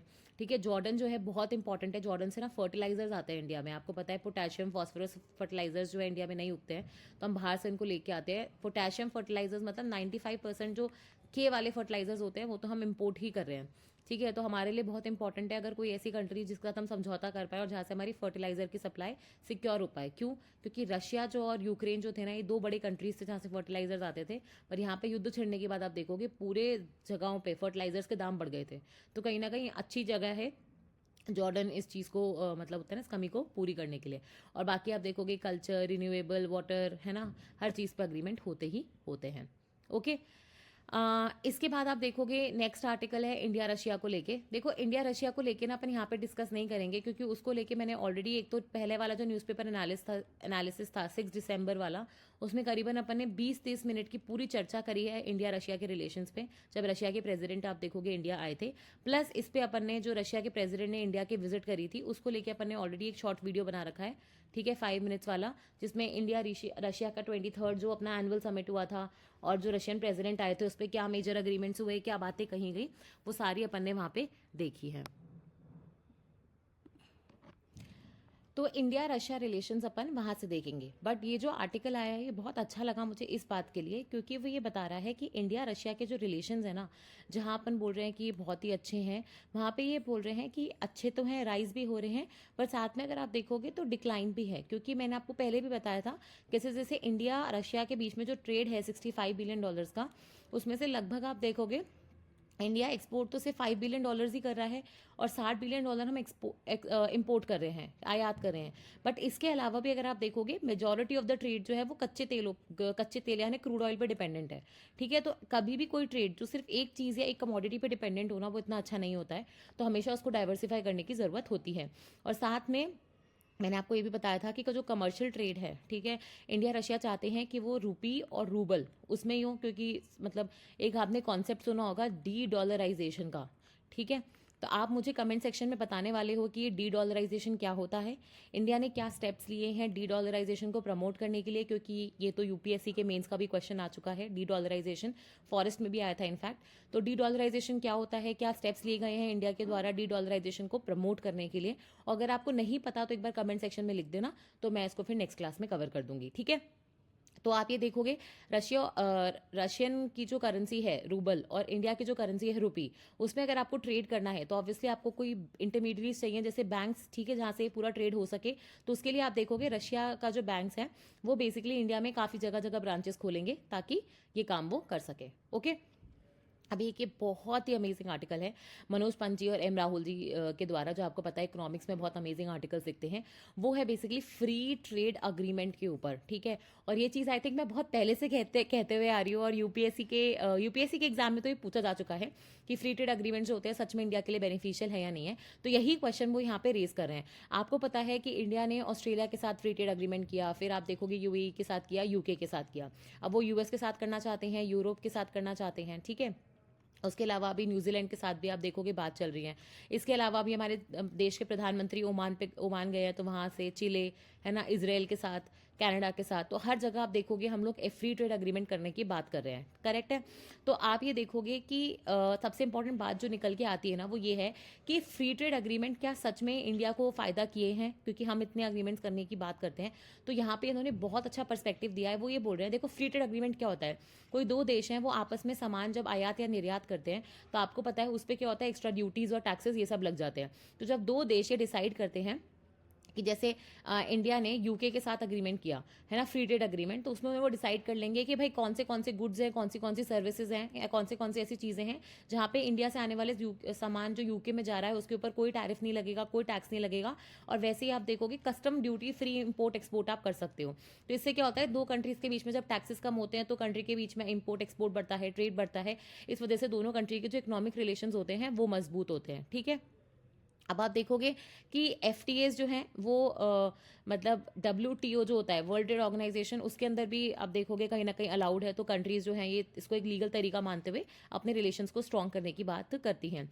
बट सबसे इंपॉर्टेंट बात क्या है, जहाँ FTA को हर कोई ट्रेड और इकोनॉमी से, आर्थिक मतलब स्थितियों से जोड़ता है, वहाँ पे याद रखना FTA जो है ना वो आज के ज़माने में सिर्फ इकोनॉमिक इंपॉर्टेंस नहीं रह गया है, उनका पॉलिटिकल इंपॉर्टेंस बहुत ज़्यादा बढ़ गया है। मतलब मिनिस्ट्री ऑफ कॉमर्स से ज़्यादा अगर मैं कहूँगी तो मिनिस्ट्री ऑफ एक्सटर्नल अफेयर्स जो होती है ना वो बेसिकली कहीं ना कहीं FTAs को प्रमोट कर रही है। क्योंकि मिनिस्ट्री ऑफ कॉमर्स, अगर आप देखोगे इंडिया के जो FTAs हमने साइन करे हैं ना, ये तो इनफैक्ट एक प्रॉपर डेटा भी था, मिनिस्ट्री ऑफ कॉमर्स की इस पर रिपोर्ट भी आई थी कि FTAs करने के बाद से इंडिया का जो एक्सपोर्ट था ना उन कंट्रीज़ को, वो उतना तेज़ी से नहीं बढ़ा जितना उन कंट्रीज से इंपोर्ट्स बढ़ गया। और इसका बेस्ट एग्जांपल उन्होंने दिया था इंडिया और आसियान का FTA, ठीक है। जो आसियान नेशंस नहीं होते, साउथ ईस्ट एशियन वाले 11 नेशंस है, पहले 10 थे, प्लस इसमें टिमोर लिस्टे जो है वो अभी ऐड हो गया है, तो 11 नेशंस जो है वो आसियान बनाते हैं। तो इनमें अगर आप देखोगे तो अगर जब हमने FTA करा इन कंट्रीज़ के साथ तो इंडिया का एक्सपोर्ट उतना तेजी से नहीं बढ़ा, इंपोर्ट बढ़ गया। और इनफैक्ट आप देखोगे चाइना ने क्या करा, क्योंकि इंडिया और चाइना के बीच में कुछ ना कुछ चलता रहता है, तो चाइनीज गुड्स पे हम मतलब टैक्स और टैरिफ वगैरह ज़्यादा लगाते हैं, तो उन्होंने क्या करा, अपने गुड्स को आसियान भेजना शुरू करा और उनके गुड्स अब आसियान के थ्रू इंडिया आने लगे। तो इकोनॉमिकली अगर आप देखोगे ना तो इंडिया को इससे ज़्यादा कुछ फ़ायदा हुआ नहीं है। ये चीज़ यहाँ पे लिखी हुई है, ठीक है। अगर यहाँ पे एक नंबर दिया गया है जो इंपॉर्टेंट भी है कि इंडिया ने अब तक कितने FTA साइन करे हैं, तो लगभग आप देखोगे हमने 18 FTA साइन करे हैं अलग अलग जोग्राफीज में, ठीक है। उसमें से आप, अच्छा पहले मुझे एक चीज़ बताओ, इंडिया को किस में ज़्यादा फ़ायदा है? इंडिया गुड्स एक्सपोर्ट करेगा उसमें फ़ायदा है, या सर्विस एक्सपोर्ट करेगा उसमें फ़ायदा है? ठीक है, आपको पता है कि अपना जो बैलेंस ऑफ पेमेंट होता है उसमें दो चीज़ें होती है, करंट अकाउंट होता है, कैपिटल अकाउंट होता है, करेक्ट है। करंट अकाउंट में भी आप देखोगे एक विजिबल्स होते हैं और एक इनविजिबल्स वाला होता है ना। विजिबल्स जिसको अपन बैलेंस ऑफ ट्रेड बोलते हैं, ये हमेशा इंडिया का नेगेटिव होता है, तभी तो अपन बोलते हैं करंट अकाउंट डेफिसिट में है, ठीक है। और इनविजिबल्स वाला जो होता है जिसमें सर्विसेज आती है, रेमिटांसेस और ये सारी चीज़ें आती है, ये हमेशा इंडिया का सरप्लस यानी पॉजिटिव में रहता है।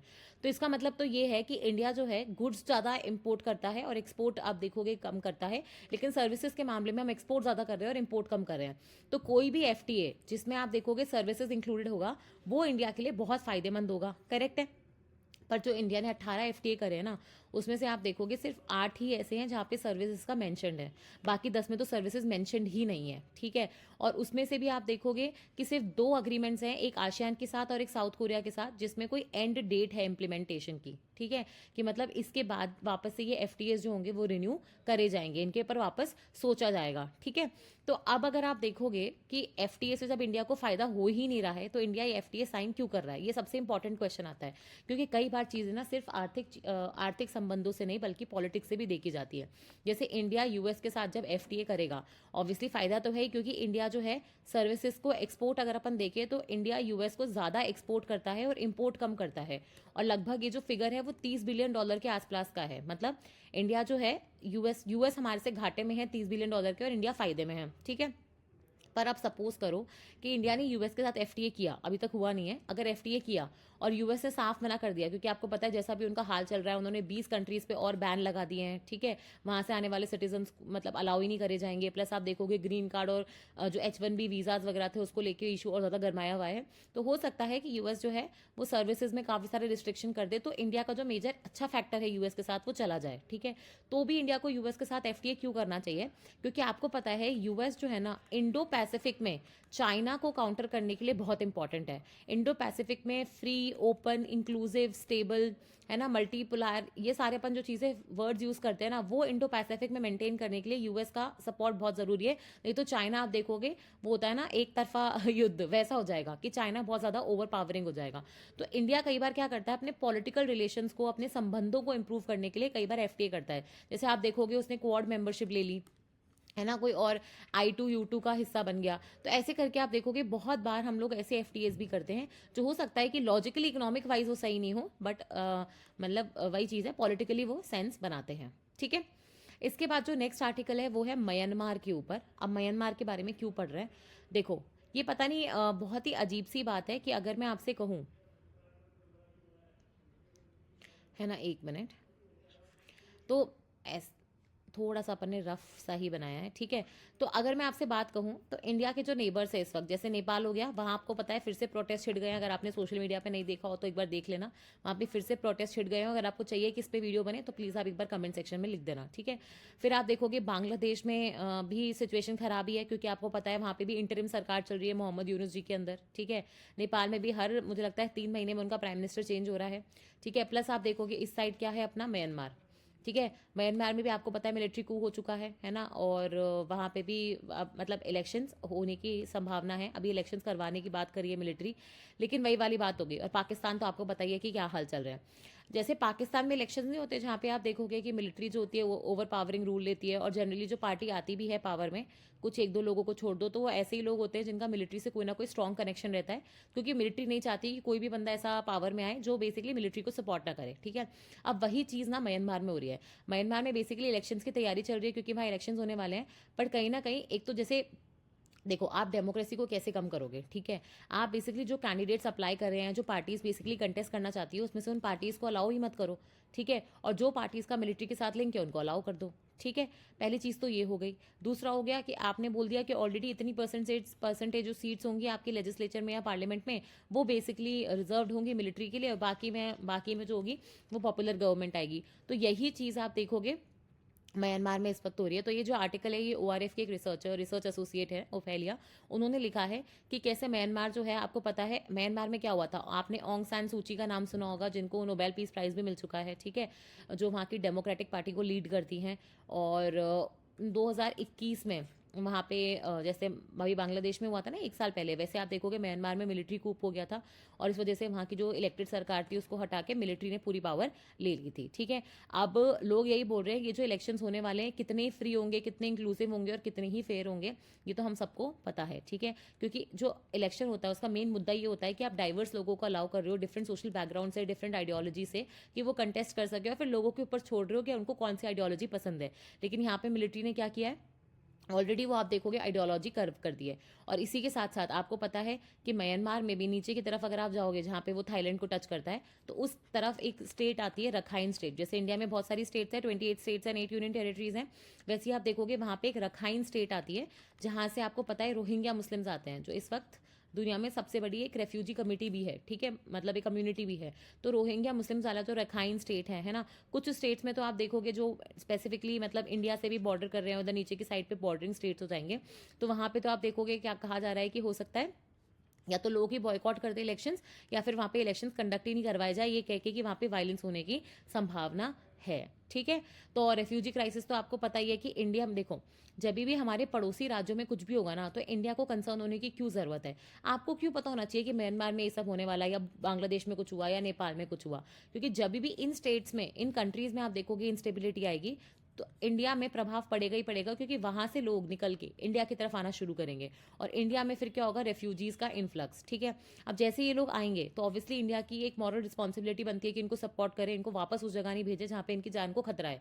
बट जैसे ही जब ये लोग इंडिया में आएंगे तो इंडिया के पॉलिटिकल, इकोनॉमिक, सोशल, कल्चरल सारी सभी रिसोर्सेज पे स्ट्रेन पड़ता है। इसकी वजह से कई बार आपको देखने को मिला है इंडिया की खुद की कम्युनिटीज़ के बीच में आप देखोगे वायलेंस हो सकता है, जो नॉर्थ ईस्टर्न स्टेट्स में हमें देखने को मिला था। तो इस चक्कर में आप देखोगे म्यांमार में जो भी होता है वो हमें इतना तेज़ी से इम्पैक्ट करता है। तो यहाँ पे यही बता रहे हैं कि अगर आप रिपोर्ट देखोगे ना, तो एक ये है United nation office for drugs and crime करके एक ऑफिस है, ठीक है। वो रिपोर्ट निकालता है, ड्रग रिपोर्ट, क्राइम रिपोर्ट, ये सारी, ठीक है। तो ड्रग रिपोर्ट में उन्होंने बताया था कि दुनिया में सबसे ज़्यादा ओपियम कहाँ उगता है, आपको लगेगा अफगानिस्तान, नहीं, म्यांमार, ठीक है। और आपको पता है कि हम जब इंटरनल सिक्योरिटी जैसा सब्जेक्ट पढ़ते हैं तो उसमें हम पढ़ते हैं गोल्डन ट्राइंगल और गोल्डन क्रिसेंट। तो गोल्डन ट्राइंगल इंडिया के नॉर्थ ईस्ट के जो इलाके, बॉर्डरिंग इलाके हैं, वहाँ मतलब उनके बाजू में जो कंट्रीज आती है, जैसे म्यांमार हो गया, लाओस हो गया, कंबोडिया हो गया, वहाँ पे है ये गोल्डन ट्राइंगल।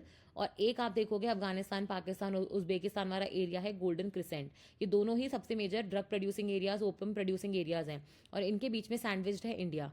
तो इंडिया को ट्रांसिट और ट्रांसपोर्ट की तरह यूज़ करते हैं, वो कॉरिडोर की तरह यहाँ से वहाँ सामान पहुँचाने के लिए, जिस वजह से आप देखोगे इंडिया के इलाकों में भी ड्रग्स का यूज़ और कंजम्पशन जो है वो बढ़ता गया है। पंजाब इसी वजह से बर्बाद हुआ है, नॉर्थ ईस्ट में भी आप देखोगे ड्रग्स का कंजम्पशन इसी वजह से बढ़ा है, और साथ में जो नॉर्थ ईस्ट में इंसर्जेंसी आती है उसका भी एक बड़ा कारण आप देखोगे ड्रग्स ही है। तो कहीं ना कहीं आप देखोगे जब भी म्यांमार में इंस्टेबिलिटी आएगी, इंडिया में प्रॉब्लम्स होती ही होती हैं।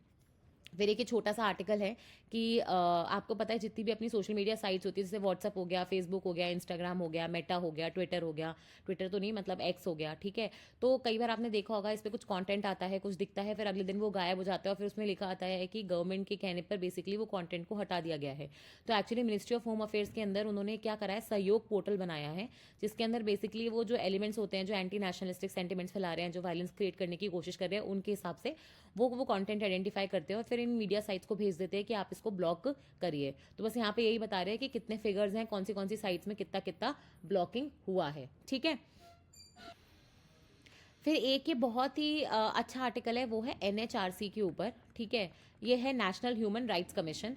एक्चुअली हुआ क्या है, यूपी में एक बेसिकली मतलब एक लड़के की डेथ हो गई थी, और उसके घर वालों ने कंप्लेन लगाई थी कि मतलब पुलिस वालों ने उनको कुछ नहीं दिया, ना बॉडी दी, ना पोस्टमार्टम करवाया, और सिर्फ बोल दिया कि हाँ मतलब उनका कुछ दर्द हुआ, फिर उनके हॉस्पिटल में डेथ हो गई। पर उनको पूरा विश्वास था कि जो कस्टोडियल डेथ होती है ये वो हुई है। कस्टोडियल डेथ का मतलब क्या होता है, जब किसी व्यक्ति की कस्टडी जो होती है ना, पुलिस कस्टडी जिसको अपन बोलते हैं, तो उसमें जब डेथ हो जाती है तो उसको कस्टोडियल डेथ बोलते हैं, ठीक है। आपको पता है कि कस्टोडियल डेथ कोई बहुत अच्छी चीज़ नहीं है, क्योंकि जेल्स जो होते हैं वहाँ पे मतलब इंसान को बेसिक सेफ्टी और सुरक्षा तो मिलनी चाहिए। खाना वाना तो चलो ठीक है, आप नहीं देना चाहते हो, आपको लगता है, पर वो भी बेसिक ह्यूमन राइट्स का पार्ट है, बट फिर भी एक सेफ्टी और सिक्योरिटी होनी चाहिए। तो ये जो कस्टोडियल डेथ्स है, इसको लेके आप देखोगे वैसे भी मतलब इंटरनेशनल अग्रीमेंट्स भी हो रखे हैं। इंडिया ने ऑब्वियसली कोई अग्रीमेंट साइन नहीं कर रखा है कस्टोडियल डेथ और टॉर्चर को लेके, बट बहुत सारी कंट्रीज जो हैं वो इन इंटरनेशनल अग्रीमेंट्स को साइन कर चुकी हैं, और ये जो ह्यूमन राइट्स आते हैं ना उसका एक इंपॉर्टेंट पार्ट होता है। अब हमारे यहाँ पे ह्यूमन राइट्स को लेके प्रमोट करने के लिए क्या है, हमारे यहाँ पे दो मतलब बॉडीज़ बनी हुई हैं ऑब्वियसली। वैसे national commission for schedule caste, national commission of schedule tribes, ये सब तो हैं ही, क्योंकि ये तो पर्टिकुलर कमीशन हो गई पर्टिकुलर कम्युनिटी के लिए।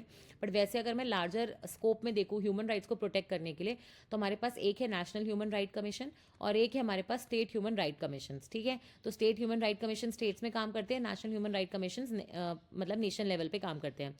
तो ये बेसिकली आपको पता होगा इंडिया ने एक protection of human rights act sign किया था, ठीक है, और खुद का एक एक्ट निकाला था, उसके तहत आप देखोगे ये बॉडीज़ बनाई गई थी। तो ये जो नेशनल ह्यूमन राइट कमीशन है, इसका काम क्या है कि इंडिया में ह्यूमन राइट्स को प्रमोट करना, उनके बारे में अवेयरनेस फैलाना, अगर कहीं ह्यूमन राइट्स के वायलेशंस हो रहे हैं तो उनको स्टडी करना, जेल्स वगैरह को स्टडी करना, जो मार्जिनलाइज कम्युनिटीज़ हैं जो ह्यूमन राइट्स एंजॉय नहीं कर पाती हैं उनको सपोर्ट करना, ऑर्गेनाइजेशंस को सपोर्ट करना, फंडिंग वगैरह और बाकी चीज़ों से जो ह्यूमन राइट्स को प्रमोट करने का काम कर रही हैं, जर्नल्स वगैरह पब्लिश करना, डेटा पब्लिश करना, जेल्स विजिट करना जहाँ पे ये कैदी बंद हैं, ताकि बेसिकली उनकी कंडीशंस वगैरह देख सको। कस्टोडियल डेथ हो गए, कोई टॉर्चर्स वगैरह हो रहे हैं, उन सबको करना, रिपोर्टिंग लाना, ठीक है। और साथ में अब देखो आपने आइडेंटिफाई कर लिया, सपोज ये कस्टोडियल डेथ हुई, ठीक है, आपने देख लिया कि यहाँ पे ह्यूमन राइट्स का वायलेशन हुआ है, तो एनएचआरसी क्या कर सकता है। एनएचआरसी क्या है, बेसिकली ये किसी को पनिश नहीं कर सकता ये, और ना ही किसी को आप देखोगे रिवॉर्ड दे सकता है, ठीक है। ये बेसिकली सिर्फ रेकमेंड कर सकता है कि आपको ऐसा एक्शन लेना है। तो ये एग्जीक्यूटिव जो होती है, स्टेट जो गवर्नमेंट्स होती हैं उनको, या फिर उनके जो ऑफिसर्स होते हैं उनको सिर्फ रेकमेंड करता है कि आपको ऐसा करना है, कि आपको ये पनिशमेंट देनी है, आपको ये रिवॉर्ड अवार्ड करना है, पर इसके पास ऐसी ऐसी कोई पावर नहीं है कि डायरेक्टली ऐसा कुछ कर सके, ठीक है। तो अभी जैसे इन्होंने क्या करा है कि 10 लाख रुपए देने को बोला है यूपी गवर्नमेंट को उस बंदे की फैमिली को जिसकी डेथ हो गई है।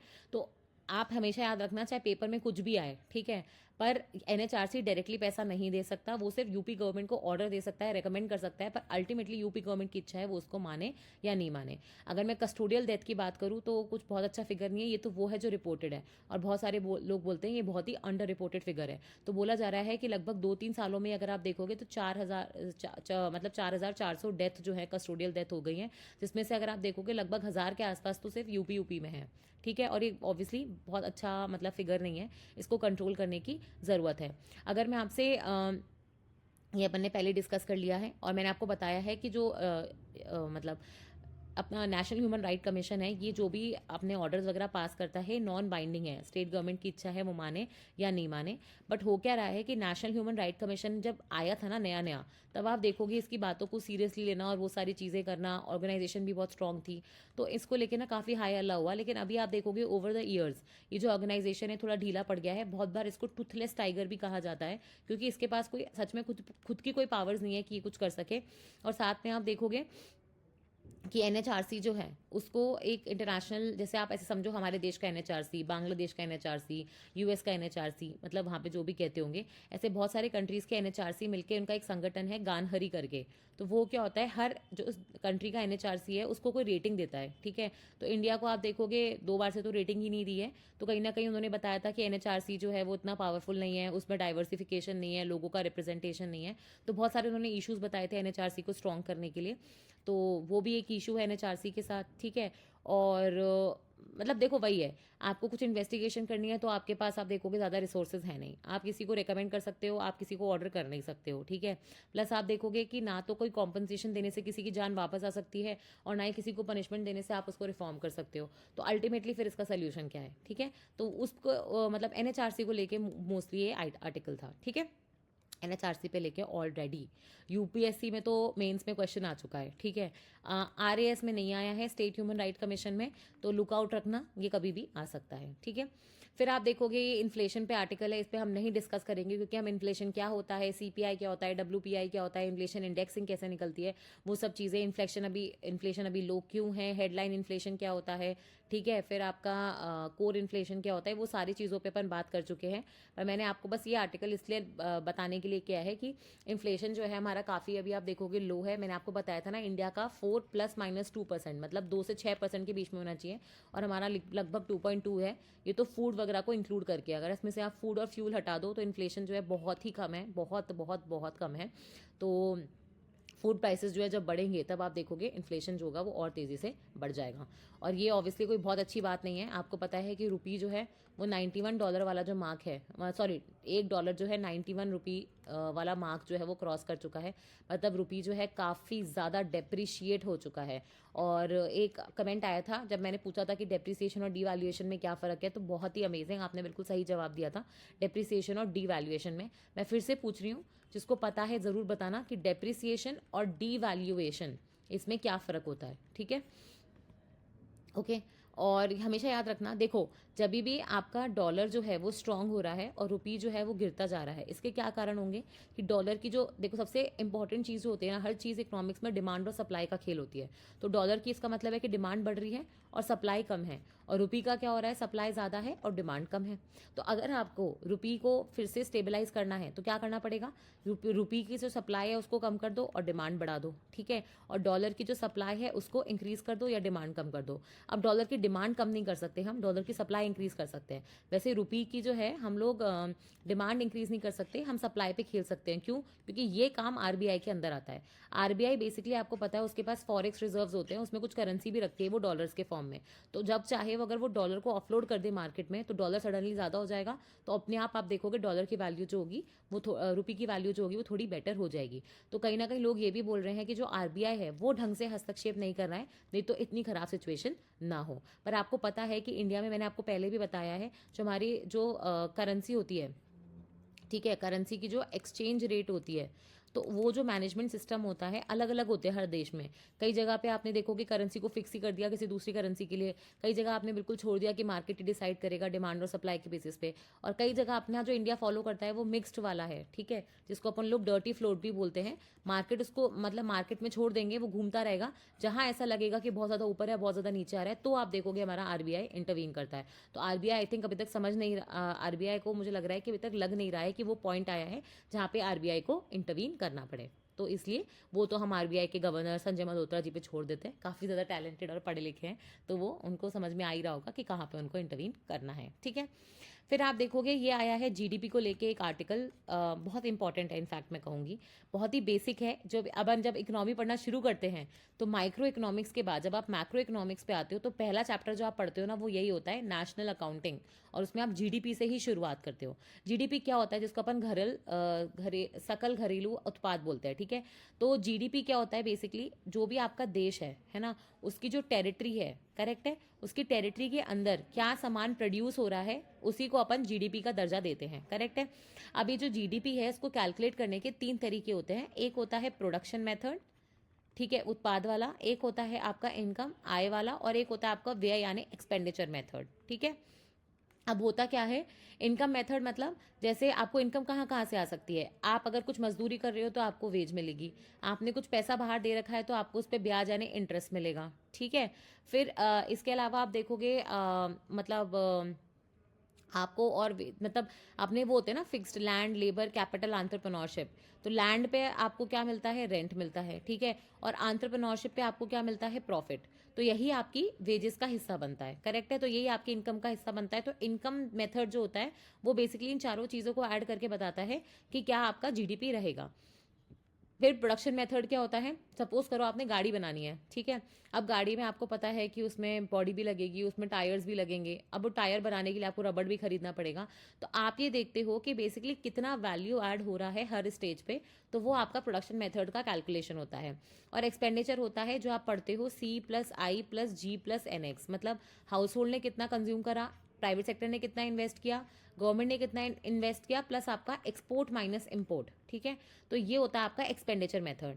अब इंडिया में क्या होता है कि तीनों मेथड से जनरली आपका जीडीपी का आंसर सेम आना चाहिए, बट होता क्या है कि क्योंकि आपका डेटा कलेक्शन अलग है, कई जगह अंडर रिपोर्टिंग होती है, कई जगह ओवर रिपोर्टिंग होती है, एनालिसिस करने के तरीके अलग हैं, है ना।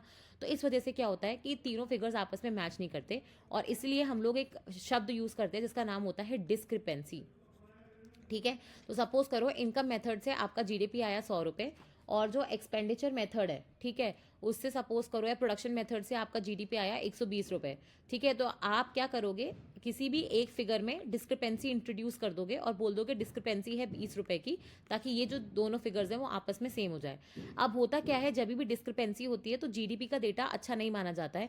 तो इसी को कंट्रोल करने के लिए अब आप देखोगे 2027 से वो लोग बोल रहे हैं कि हम लोग नई जीडीपी का सीरीज लाएंगे, ताकि ये जो डिस्क्रिपेंसी है इसको खत्म किया जा सके। क्योंकि ऑब्वियसली एक तो हम जो अकाउंटिंग के स्टैंडर्ड्स है उस पर अमल कर रहे हैं, ठीक है, हम लोग नए तरीके ढूंढ रहे हैं जीडीपी कैलकुलेट करने के, प्लस आप देखोगे डेटा कलेक्शन की टेक्निक्स भी अच्छी हो गई हैं, ओके। फिर अब है ना, ये कुछ 3-4 आर्टिकल्स हैं, ये एआई से ही रिलेटेड है, ये अपन बाद में देखेंगे, पहले अपन ये वाला आर्टिकल देखते हैं। ये बहुत ही अच्छा आर्टिकल है और ये आप अपने इंटरव्यू में भी बता सकते हो कि कैसे महाराष्ट्र ने गूगल के साथ मिलके, ठीक है, सॉरी माइक्रोसॉफ्ट के साथ मिलके, माइक्रोसॉफ्ट के सीईओ है सत्य नडेला जी, तो माइक्रोसॉफ्ट के साथ मिलके उन्होंने एक एआई का टूल निकाला है जिसको वो लोग ये बोलते हैं महाराष्ट्र क्राइम एआई बोल देना आप, तो महाराष्ट्र क्राइम ओएस एआई है, ऑपरेटिंग सिस्टम एआई है। इसके थ्रू क्या हो रहा है कि उन्होंने कितने सारे क्रिमिनल्स को इतना जल्दी पकड़ा है, उनकी जो रिपोर्टिंग हो गई है वो इजी हो गई है, डिवीजन ऑफ टास्क इजी हो गया है, फालतू रिपोर्ट्स वगैरह बनाने में जो उनका टाइम जाता था वो बच गया है, और अब वो उसको इन्वेस्टिगेशन वगैरह में यूज़ कर सकते हैं, अच्छे अच्छे क्राइम्स को वो लोग सॉल्व कर सकते हैं। तो हुआ क्या है कि आप ये देखोगे कि जैसे ये महाराष्ट्र क्राइम ओएस एआई है क्या, आप एक ऐसे समझो जैसे आपका चैट जीपीटी होता है ना, वैसे ही आप देखोगे एक एआई टूल आपके हाथ में दे दिया जिसके थ्रू आप सारे काम कर सकते हो, ठीक है। आप बेसिकली जो कंप्लेंट्स आ रही है देख सकते हो कि कहाँ कहाँ से आ रही है, उसका एक एनालिसिस कर सकते हो, जिससे आपको ये पता लग जाए कि भाई क्राइम्स कहाँ पे सबसे ज़्यादा हो रहे हैं। फिर उसके बाद आप देखोगे मतलब आपने कॉम्प्लेक्स डेटा को एनालाइज कर लिया, फिर आप जो इन्वेस्टिगेशन होता है उसमें आपको क्या क्या प्रोसीजर फॉलो करना है। पहले आपको सीनियर के ऑर्डर्स का वेट करना पड़ता था कि सिचुएशन को समझने के लिए। अब कोई एआई टूल है, जैसे आप चैट जीपीटी पे पूरा सिचुएशन डाल के पूछते हो ना क्या करे, वैसे ही आपने पूरी सिचुएशन अपलोड कर दी और अब वो आपको प्रोसीजर के वाइज गाइड कर देगा कि आपको पहला स्टेप ये करना है, दूसरा ये करना है, तीसरा ये करना है, ठीक है। तो एफिशिएंटली आप अपने काम कर पाओगे। फिर आप देखोगे कि साइबर क्राइम के जो बहुत ही कॉम्प्लेक्स केसेस होते हैं, ठीक है, उनको भी अब आप ढंग से सॉल्व कर पाओगे, ठीक है। तो इसमें क्या हो रहा है कि मतलब देखो, पहले क्या होता था, जैसे आपने कंप्लेन करी, अब आपको इंग्लिश आती है, आपको मराठी नहीं आती, तो आप पुलिस स्टेशन में सारे मराठी लोग बैठे हैं तो बहुत डिफिकल्ट हो जाता है। अब ये एआई टूल में क्या है, आप कोई भी लैंग्वेज कोई भी कंप्लेंट में कर दो, वो ऑटोमेटिकली दूसरी लैंग्वेजेस में चेंज कर देगा। आप चाहे बोल के दो, चाहे आप लिख के दो, चाहे आप वीडियो दो, है ना, वो सबसे आप देखोगे ऑटोमेटिकली खुद से एक कंप्लेंट बना के तैयार कर देगा, ठीक है। उसके बाद आप देखोगे कि आपने यहाँ पे केस दिया तो इसमें ऑलरेडी कुछ फीडेड मतलब क्रिमिनल्स और क्राइम्स का डेटा है, उसके थ्रू बता देगा कि अच्छा हाँ, आपको ये जो इलाके हैं या ये जो लोग हैं, ये आपके पर्सन ऑफ इंटरेस्ट हैं, आपको इनको देखना चाहिए। तो जितने भी रूटीन टास्क होते थे, ठीक है, वो आप देखोगे वो सारे कर दिए। प्लस आप देखो, जैसे सपोज करो कि आपके पास मतलब रोज क्या होता है कि आप बैठ के देख रहे हो कि आपको ये करना है, आपके पास क्या टास्क है, आपके पास एक एआई डैशबोर्ड आ जाए जिसमें रोज लिखा आ जाए कि आज कितने टास्क पेंडिंग है, आपने कल ये निपटा लिया था, आज ये नए टास्क आए हैं, ठीक है, डेली आपको यहाँ पे रिपोर्टिंग करनी है। तो आप ये देखो कितना काम आपका हल्का हल्का हो गया और आपका कितना समय बच गया जो आप बाकी चीज़ों में यूज़ कर सकते हो। तो यही बता रहे हैं कि नागपुर में आप देखोगे बहुत सारे पुलिस ऑफिसर्स को ऑलरेडी ट्रेन कर दिया गया है ताकि वो एआई टूल यूज़ कर सकते हैं, और इससे वो लोग आप देखोगे फ़ायदा भी बहुत हो रहा है, ठीक है, और इससे बहुत सारा समय भी बच रहा है। इनफैक्ट आप देखोगे सुप्रीम कोर्ट और हाई कोर्ट में भी जाके उनको जो रिपोर्टिंग करनी होती थी, प्रॉपर आप तरीके से फाइल्स बन रही हैं, ठीक है। और कहीं ना कहीं स्पेसिफिकली अगर आप देखोगे जो हीनियस क्राइम्स होते हैं, वुमेन के अगेंस्ट क्राइम हो रहे हैं, साइबर क्राइम्स वगैरह हो रहे हैं, नारकोटिक्स हो रहा है ना, उसके लिए आप ये देखोगे सिस्टम बनाया गया है, धीरे धीरे आप देखोगे। और बाकी जो तरीके के क्राइम्स वगैरह होते हैं उसके लिए भी इनको इंक्लूड कर लिया जाएगा, ठीक है, कॉम्प्लेक्स क्राइम्स के लिए। तो बहुत अच्छा टूल है। मुझे लग रहा है कि जैसे अपन बोलते हैं ना कि एआई के क्या यूजेस हैं, तो आप क्या होता है जनरल कंटेंट लिख के आते हो, उससे बेटर है कि आप जो भी चीज़ लिखो उसका एग्जाम्पल लिखो। जैसे मैं आपको बताती हूँ कि आपने लिखा कि एआई से एग्रीकल्चर में आप फोरकास्टिंग कर सकते हो, इससे पहले अपने फसल को बचा सकते हो, राइट टाइम पे राइट इनपुट वगैरह डाल सकते हो, इससे प्रिसीशन फार्मिंग कर सकते हो, और फिर इसका एग्जाम्पल लिखो फ्लाइंग फ्लाइंग मशीन, ठीक है। वैसे ही आप लिखोगे कि क्राइम्स वगैरह में हेल्प करता है, एग्जाम्पल लिखो महाक्राइम OSOI एआई, ठीक है। तो ऐसे करके 4 पॉइंट्स लिखो और 4 पॉइंट्स के आगे आप एग्जाम्पल लिख दोगे ना, आपका आंसर ऑटोमेटिकली अच्छा हो जाएगा, ठीक है। इनफैक्ट बोलते वक्त भी आपके जो मतलब भाषा होती है उसको क्रेडिबिलिटी मिलती है। फिर आप देखोगे यहाँ पे आता है सन कैचर। तो कहाँ हम लोग मतलब बात करते हैं कि हम ज़मीन पे डेटा सेंटर बनाएंगे। अब गूगल जो है बेसिकली वो बोल रहा है कि हम लोग स्पेस में मून पे वहाँ पे डेटा सेंटर्स बनाएंगे, ठीक है। क्योंकि आपको पता है कि इंडिया में लैंड का, बिजली का, इन सब का प्रॉब्लम है, लेकिन स्पेस में होगा तो डायरेक्ट सनलाइट मिलेगी, ठीक है, रिन्यूएबल सोर्स ऑफ एनर्जी हमेशा रहेगा, 24 घंटे रहेगा। तो आप बेसिकली, और वहाँ पे सबसे बड़ी प्रॉब्लम क्या है कि यहाँ पे डेटा सेंटर्स बनाते वक्त डेटा की सॉवेनिटी की प्रॉब्लम होती है। जैसे इंडिया चाइना में अगर कुछ प्रॉब्लम चल रहा है तो इंडिया वाले जो होंगे वो मतलब चाइना के लिए कोई भी काम नहीं करेंगे, और चाइना अलाउ नहीं करेगा कि इंडिया के लिए कोई भी काम हो रहा हो। पर अगर आप ऊपर चले जाओगे स्पेस में, तो आपको पता है कि स्पेस में कोई भी कंट्री का दबदबा नहीं है, ना ही वहाँ के रूल्स चलते हैं, तो सॉवेनिटी रहेगी। तो कंपनीज जो होंगी वो बेसिकली उनके पास ये प्रॉब्लम नहीं रहेगी कि वो उसी डेटा सेंटर में बाकी सारी कंट्रीज का भी काम कर सकती हैं। यूनाइटेड नेशंस की एक आउटर स्पेस ट्रीटी है जो इस पूरे मुद्दे को गवर्न करती है। तो उस वजह से आप देखोगे कि जो डेटा सेंटर्स हैं वहाँ पे बनाने का उनको फायदा लग रहा है, बट ऑब्वियसली इंफ्रास्ट्रक्चर का कॉस्टिंग बढ़ जाएगा, आपका कैपिटल कॉस्टिंग बढ़ जाएगा, मेंटेनेंस और रिपेयर का कॉस्टिंग वगैरह बढ़ जाएगा, ठीक है। प्लस आप देखोगे उनको एक्सपर्ट्स हमेशा स्पेस में रखने पड़ेंगे। प्लस आप देखोगे कहीं अभी तो आपका डेटा यही ज़मीन से नीचे आ रहा है, फिर आप देखोगे ऊपर से नीचे आएगा तो उसका जो लैग टाइम होता है वो बढ़ जाएगा, रियल टाइम में कंप्यूटेशन में डिफिकल्टी आ सकती है। डिफिकल्टीज बहुत सारे हैं, बट आइडिया मुझे बहुत ही यूनिक लगा कि वाओ, आप कुछ कर सकते हो, ठीक है। फिर एक ही आया है, तो कोई अगर कंसल्टेंट बनना चाहता है ना, उसके लिए एक बहुत अच्छा आर्टिकल आया है, वो है अक्षिता अग्रवाल जी के द्वारा लिखा गया कि कैसे अभी आपको पता है कि एआई जो है एक तरीके से हर किसी का पर्सनल कंसल्टेंट ही है, ठीक है। आप उससे कुछ भी पूछो वो आपको आंसर दे देता है। तो वैसे अगर कंपनीज जो है उनको भी अगर कोई डाउट आता है तो अगर वो एआई टूल्स वगैरह यूज करेंगी तो कहीं ना कहीं लोग बोल रहे हैं कि कंसल्टेंट्स की जॉब जो है वो खतरे में है। तो ये एक दूसरा पर्सपेक्टिव दे रही है कि नहीं, कंसल्टेंट जो है वो आउट ऑफ जॉब नहीं जाएंगे, बस उनके काम करने के तरीका जो है वो चेंज हो जाएगा, ठीक है। जैसे उनको अब है ना डेटा एनालिसिस और एआई टूल्स वगैरह जो होते हैं ना बेसिक, वो यूज करने आने चाहिए। अब उल्टा अच्छा है कि जैसे आपने एक स्पेसिफिक एआई टूल बना लिया जो आपके जो भी आपने अभी तक केसेस सॉल्व करे हैं जब से आपकी कंपनी एस्टैब्लिश हुई है, उसमें वो सारा डेटा फीड कर दिया। तो अब अगर ऐसी कोई दोबारा कोई प्रॉब्लम आती है तो आपको सीनियर से, उस टाइम के लोगों से या पुरानी फाइल्स पढ़ने की जरूरत नहीं है। आप उस कस्टमाइज टूल में अपना प्रॉब्लम डाल सकते हो, आपको एक कस्टमाइज सोल्यूशन भी दे सकता है, ठीक है। उसके अलावा आप देखोगे लिटरेसी की बात करी जा रही है। देखो क्रिएटिव थिंकिंग, डिजाइनिंग, जब तक कि एआई टूल्स एम्पैथेटिक नहीं होते, इमोशनल नहीं होते, ठीक है, मतलब तो तब तक आप लोगों की जो कम्युनिकेशन स्किल्स है, स्टोरी टेलिंग स्किल्स है, कन्विंसिंग स्किल्स है ना, वो एआई नहीं ला सकता, ठीक है। और देखो आपका जो एक्सपीरियंस है, जो आपने इतने सालों से गेन किया है डिफरेंट डिफरेंट प्रॉब्लम्स को सॉल्व करके, एआई क्या होता है, उससे आपको सिर्फ डेटा पॉइंट दे सकता है, बट आपको रेप्लिकेट नहीं कर सकता ह्यूमंस को, ठीक है। वो जो बिहेवियरल साइंस है, डेटा इंटरप्रिटेशन है, एथिक्स वगैरह का पार्ट है, वो एआई नहीं कर सकता, वो ह्यूमंस को ही करना है।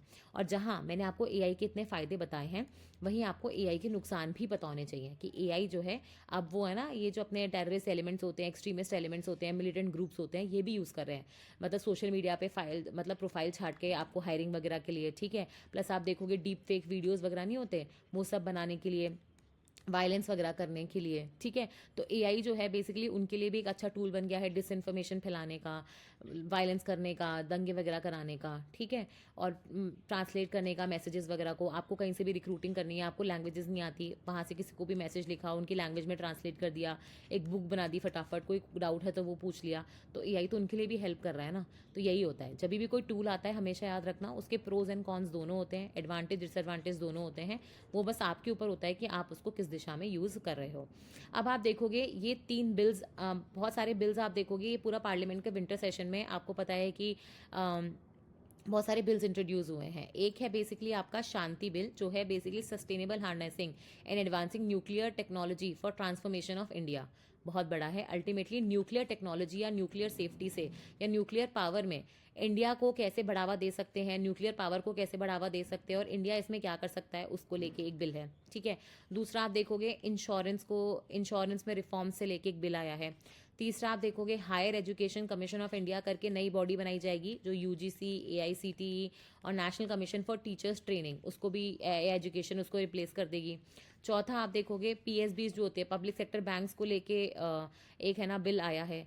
प्लस आप देखोगे सबसे कंट्रोवर्शियल बिल जो मनरेगा को हटा के लाया जाएगा, वो है बेसिकली विकसित भारत जी राम जी, मतलब ग्रामीण रोजगार आजीविका मिशन, ठीक है, उसको लेके एक बिल आया है।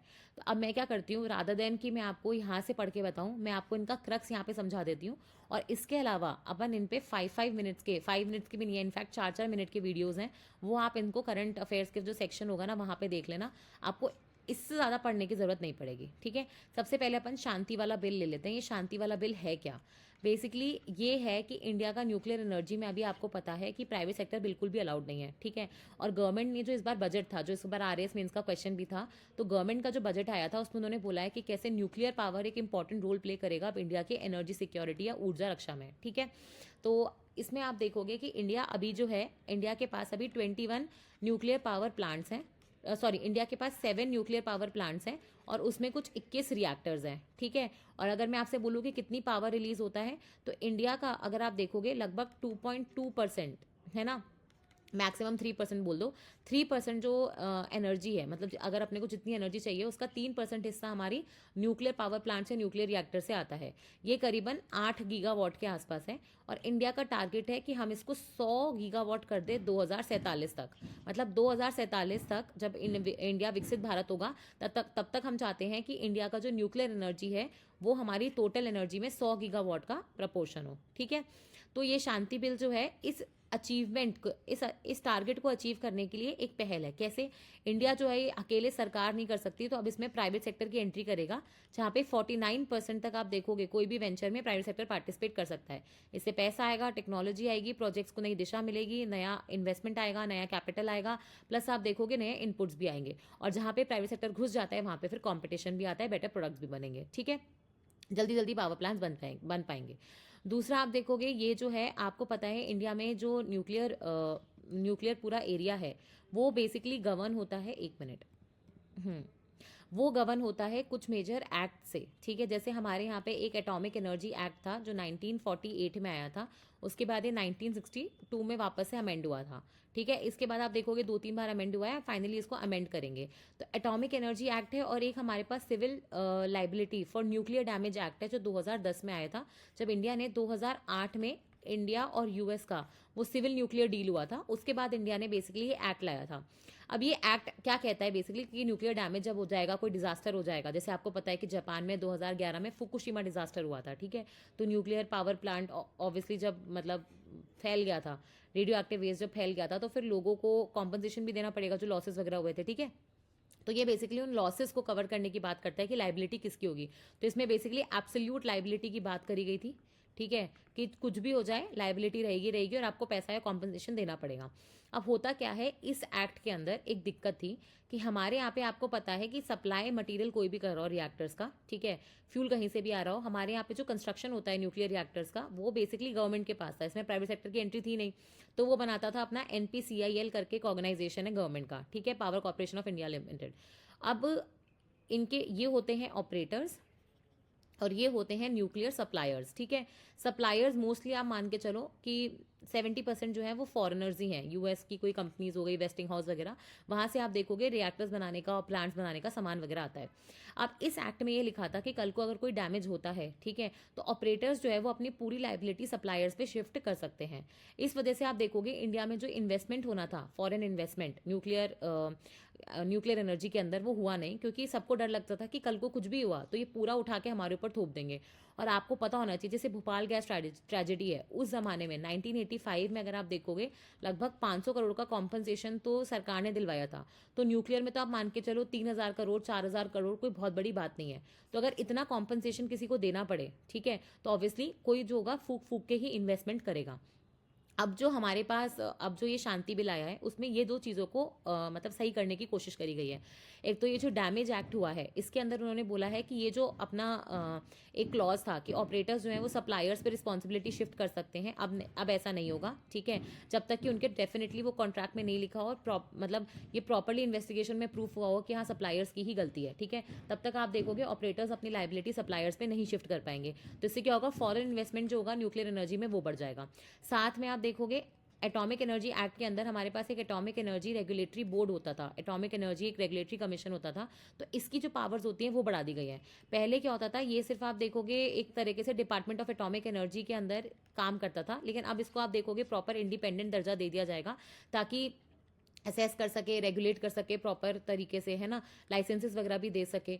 तो बेसिकली हो क्या रहा है कि जो चीज़ हमने पहले गवर्नमेंट के लिए रिस्ट्रिक्ट कर रखी थी, ठीक है, अब उसमें क्या होता है, प्राइवेट सेक्टर इंपोर्ट एक्सपोर्ट, है ना, ट्रेडिंग, यूज़, कंस्ट्रक्शन, ट्रांसपोर्टेशन कुछ भी कर सकता है। और ऑब्वियसली इसके लिए क्या होंगे, प्रॉपर एग्रीमेंट्स होंगे, आपको लाइसेंसिंग लेनी पड़ेगी, उसमें आपके ऊपर मतलब लाइबिलिटीज़ वगैरह भी होंगी कि आपको तमीज़ से काम करना है।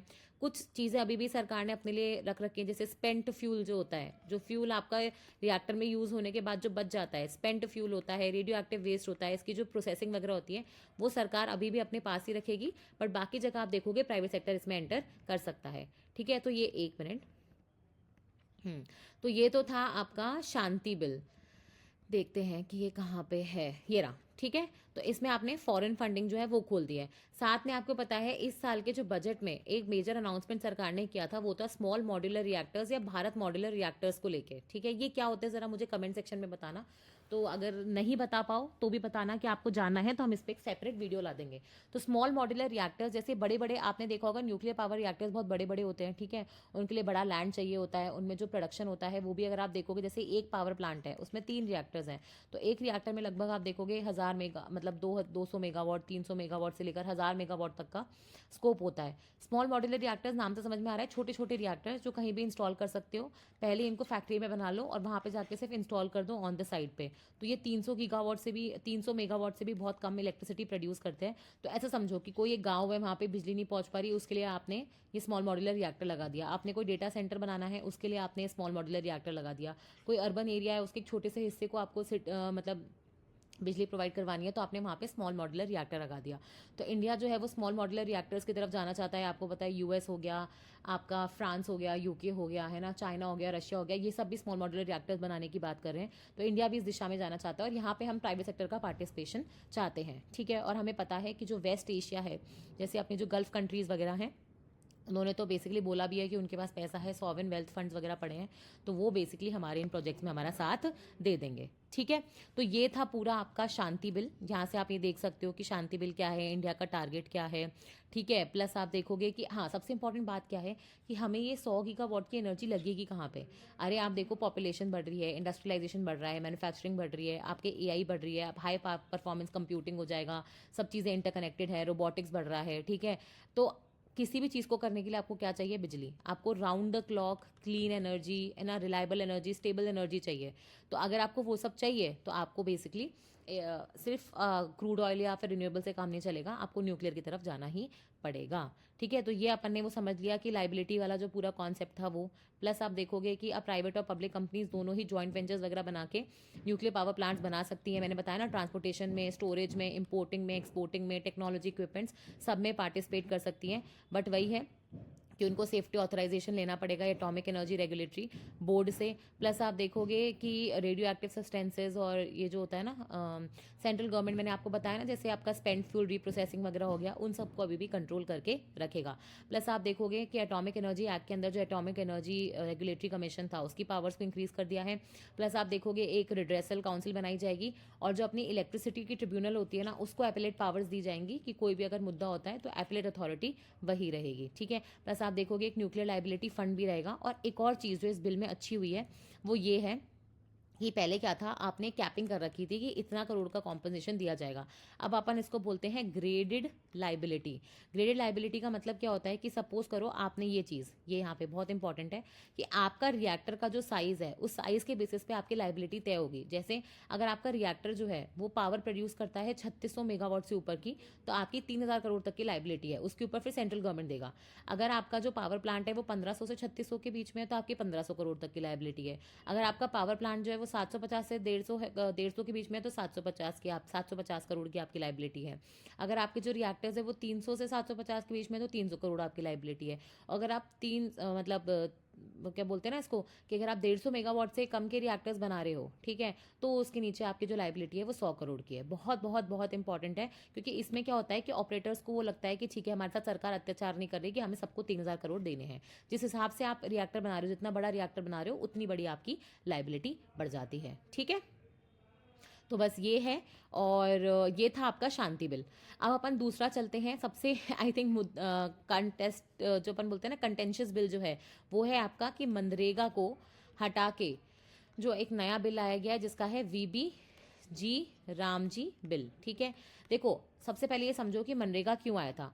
MNREGA basically national rural employment guarantee के तहत एक पहले तो आप देखोगे सिर्फ एक अधिनियम, मतलब पहले तो सिर्फ ये एक स्कीम थी, बाद में इसको प्रॉपर एक एक्ट का दर्जा मिल गया था। ठीक है, और आपको पता है कि मजदूर किसान शक्ति संगठन, ठीक है, जिसमें जॉन द्रेस हो जाएगा, अरुणा रॉय जैसे बहुत बड़े एक्टिविस्ट थे, उन्होंने इस पूरे मूवमेंट को सपोर्ट किया था और फाइनली इसको रियलिटी बनाया था कि राइट टू वर्क जो है वो लोगों का, मतलब सरकार को राइट टू वर्क देना पड़ेगा, काम करना हमारा अधिकार है और ये बेसिकली अधिकार सरकार को इंश्योर करना पड़ेगा। तो अगर कोई बेरोजगार है, उसको और कहीं से काम नहीं मिल रहा है, तो सरकार की ड्यूटी बनती है कि वो उसको कुछ ना कुछ काम दे। ठीक है, बहुत प्रोटेस्ट हुए थे, उसी के बाद आप देखोगे right to work actually reality बन पाया था। तो मनरेगा के अंदर क्या था कि हर कोई व्यक्ति, ठीक है, जो गांव में रहता है, जिसके पास आप देखोगे कोई और जॉब नहीं है और वहाँ का जो अडल्ट मेंबर है वो मैनुअल अनस्किल्ड वर्क है ना करने को तैयार है, तो बेसिकली उनको 100 दिन का रोजगार दिया जा सकता है। ठीक है, उसके लिए क्या होता है, मनरेगा में क्या था कि पहले जो फंडिंग थी ना वो इस तरीके से थी। सपोज करो कि आपको गाँव में पंचायत की बिल्डिंग वगैरह बनवानी है, ठीक है, इस मनरेगा के अंदर, तो उसमें एक तो आपको लेबर लगेगी और एक आप देखोगे इसमें मटेरियल लगेगा। तो लेबर की जो कॉस्टिंग थी, जो वेज थी, वो 100% सेंटर देता था और मटेरियल में आप देखोगे 75-25 का रेशियो था कि 75% सेंटर दे दिया, 25% स्टेट ने लगा दिया, है ना। पहले आप बेसिक चीजें समझो, 100 दिन का रोजगार था, ये ऐसे इनका डिवीजन था। प्लस आप देखोगे 100 दिन के रोजगार में सपोज करो कि कोई ट्राइबल एरियाज में शेड्यूल ट्राइब्स वगैरह रहती है जिनके पास फॉरेस्ट राइट्स एक्ट के अंदर ही सिर्फ राइट्स हैं, तो उनको आप 50 दिन का और रोजगार दे सकते हो। कहीं पे कोई कैलेमिटी आ गई तो वहाँ पे आपने 50 दिन का और रोजगार बता दिया। ठीक है, तो ऐसे करके आप 50 डेज एक्सटेंड भी कर सकते थे। कई स्टेट्स ने अपने यहाँ पे 125 कर रखा था, जैसे राजस्थान है, तो वहाँ पे जो एक्स्ट्रा पैसा होता था वो स्टेट्स ही देती थी। ठीक है, प्लस क्या होता था कि पहले जैसे स्टेट होगी वो डिस्ट्रिक्ट ग्राम पंचायत वाइज प्लान बनाएगी, डिस्ट्रिक्ट का प्लान बनेगा, ब्लॉक का प्लान बनेगा और फिर स्टेट का प्लान बनता था। तो स्टेट सेंटर को जाके बोलती थी हमें इतना पैसा चाहिए और सेंटर जो होती थी वो स्टेट को काम के हिसाब से पैसा दे देती थी। तो ये सब था पुराना मनरेगा। अब हाय हल्ला क्यों हो रहा है, वो है ये जो वीबी जी रामजी बिल को लेके। एक मिनट वो समझते हैं पहले। देखो ये जो वीबी जी रामजी बिल है, पहली बात तो ये मनरेगा से बहुत अलग है।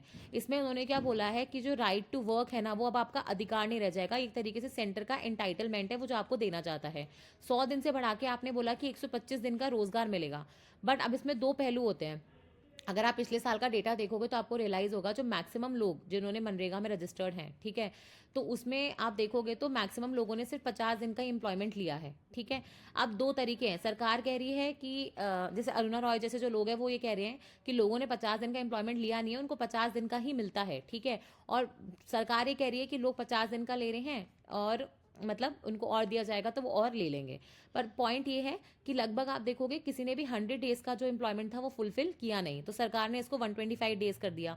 फिर सरकार ने जो फंडिंग पैटर्न था वो बदल दिया, जहां पे 100% लेबर की कॉस्टिंग पहले सेंटर दे रही थी, अब 60% ही देगी, 40% स्टेट्स को लगाना पड़ेगा। तो इससे अगर आप देखोगे स्टेट्स पे लगभग बोला जा रहा है 30,000 करोड़ का खर्चा बढ़ेगा टोटल मिला के सारी स्टेट्स पे, ठीक है। इसमें आप देखोगे 90-10 का रेशियो रहेगा यूटीज और हिली स्टेट्स के लिए, बाकी यूटीज के लिए तो 100% है, हिली स्टेट्स और नॉर्थ ईस्टर्न स्टेट्स के लिए 90-10 का रेशियो और बाकी स्टेट्स के लिए 60-40 का है, जैसा अपना वो सेंट्रली स्पॉन्सर्ड स्कीम्स में होता है वो वाला रेशियो उन्होंने वीबी जी राम जी बिल के लिए कर दिया। तो एक तो आप देखोगे इनका इसका नाम ही कॉन्ट्रोवर्शियल सा रख दिया है, आपने महात्मा गांधी को हटा दिया, ये एक कॉन्ट्रोवर्सी है। दूसरा आप देखोगे इसमें जो अपना अधिकार था राइट टू वर्क वाला वो हटा दिया है आपने, इसको एंटाइटलमेंट कर दिया है सेंटर की तरफ से। तीसरा इसमें फंडिंग को लेकर इशू आ रहा है क्योंकि स्टेट्स के ऊपर आपने कर्जा बढ़ा दिया ऑलरेडी, जहां पे आप देखोगे स्टेट पॉपुलस मेजर्स लेती हैं स्टेट्स के ऊपर, आप देखोगे जीएसटी की वजह से, प्लस आप देखोगे कि सेंटर अपना सेस बढ़ाता जाता है, उसका पाई कम होता जा रहा है, तो स्टेट्स के ऊपर ऑलरेडी बहुत सारे खर्चे हैं, तो उसमें आप देखोगे ये और एक खर्चा ऐड हो जाएगा। प्लस आप देखोगे कि यहाँ पे ये बोला जा रहा है अच्छा ये एक तो ये वाला चीज़ हो गया, फंडिंग का हो गया, ये वाला हो गया, राइट टू वर्क हो गया, प्लस इसके अंदर दो तीन चीज़ें और कंट्रोवर्शियल थी, वो था इस पैसे को लेके, ठीक है। पहले क्या होता था कि स्टेट जाके सेंटर से बोलती थी इतना पैसा चाहिए, अब सेंटर एक बजट डिसाइड करेगा, इसको अपन टॉप डाउन या फिर नॉर्मेटिव अप्रोच बोलते हैं, ठीक है। सेंटर जो होगा वो डिसाइड करेगा और सेंटर जितना डिसाइड करेगा उतना ही स्टेट को मिलेगा, ठीक है, और उसके ऊपर जो भी खर्चा होगा वो स्टेट को खुद ही करना पड़ेगा।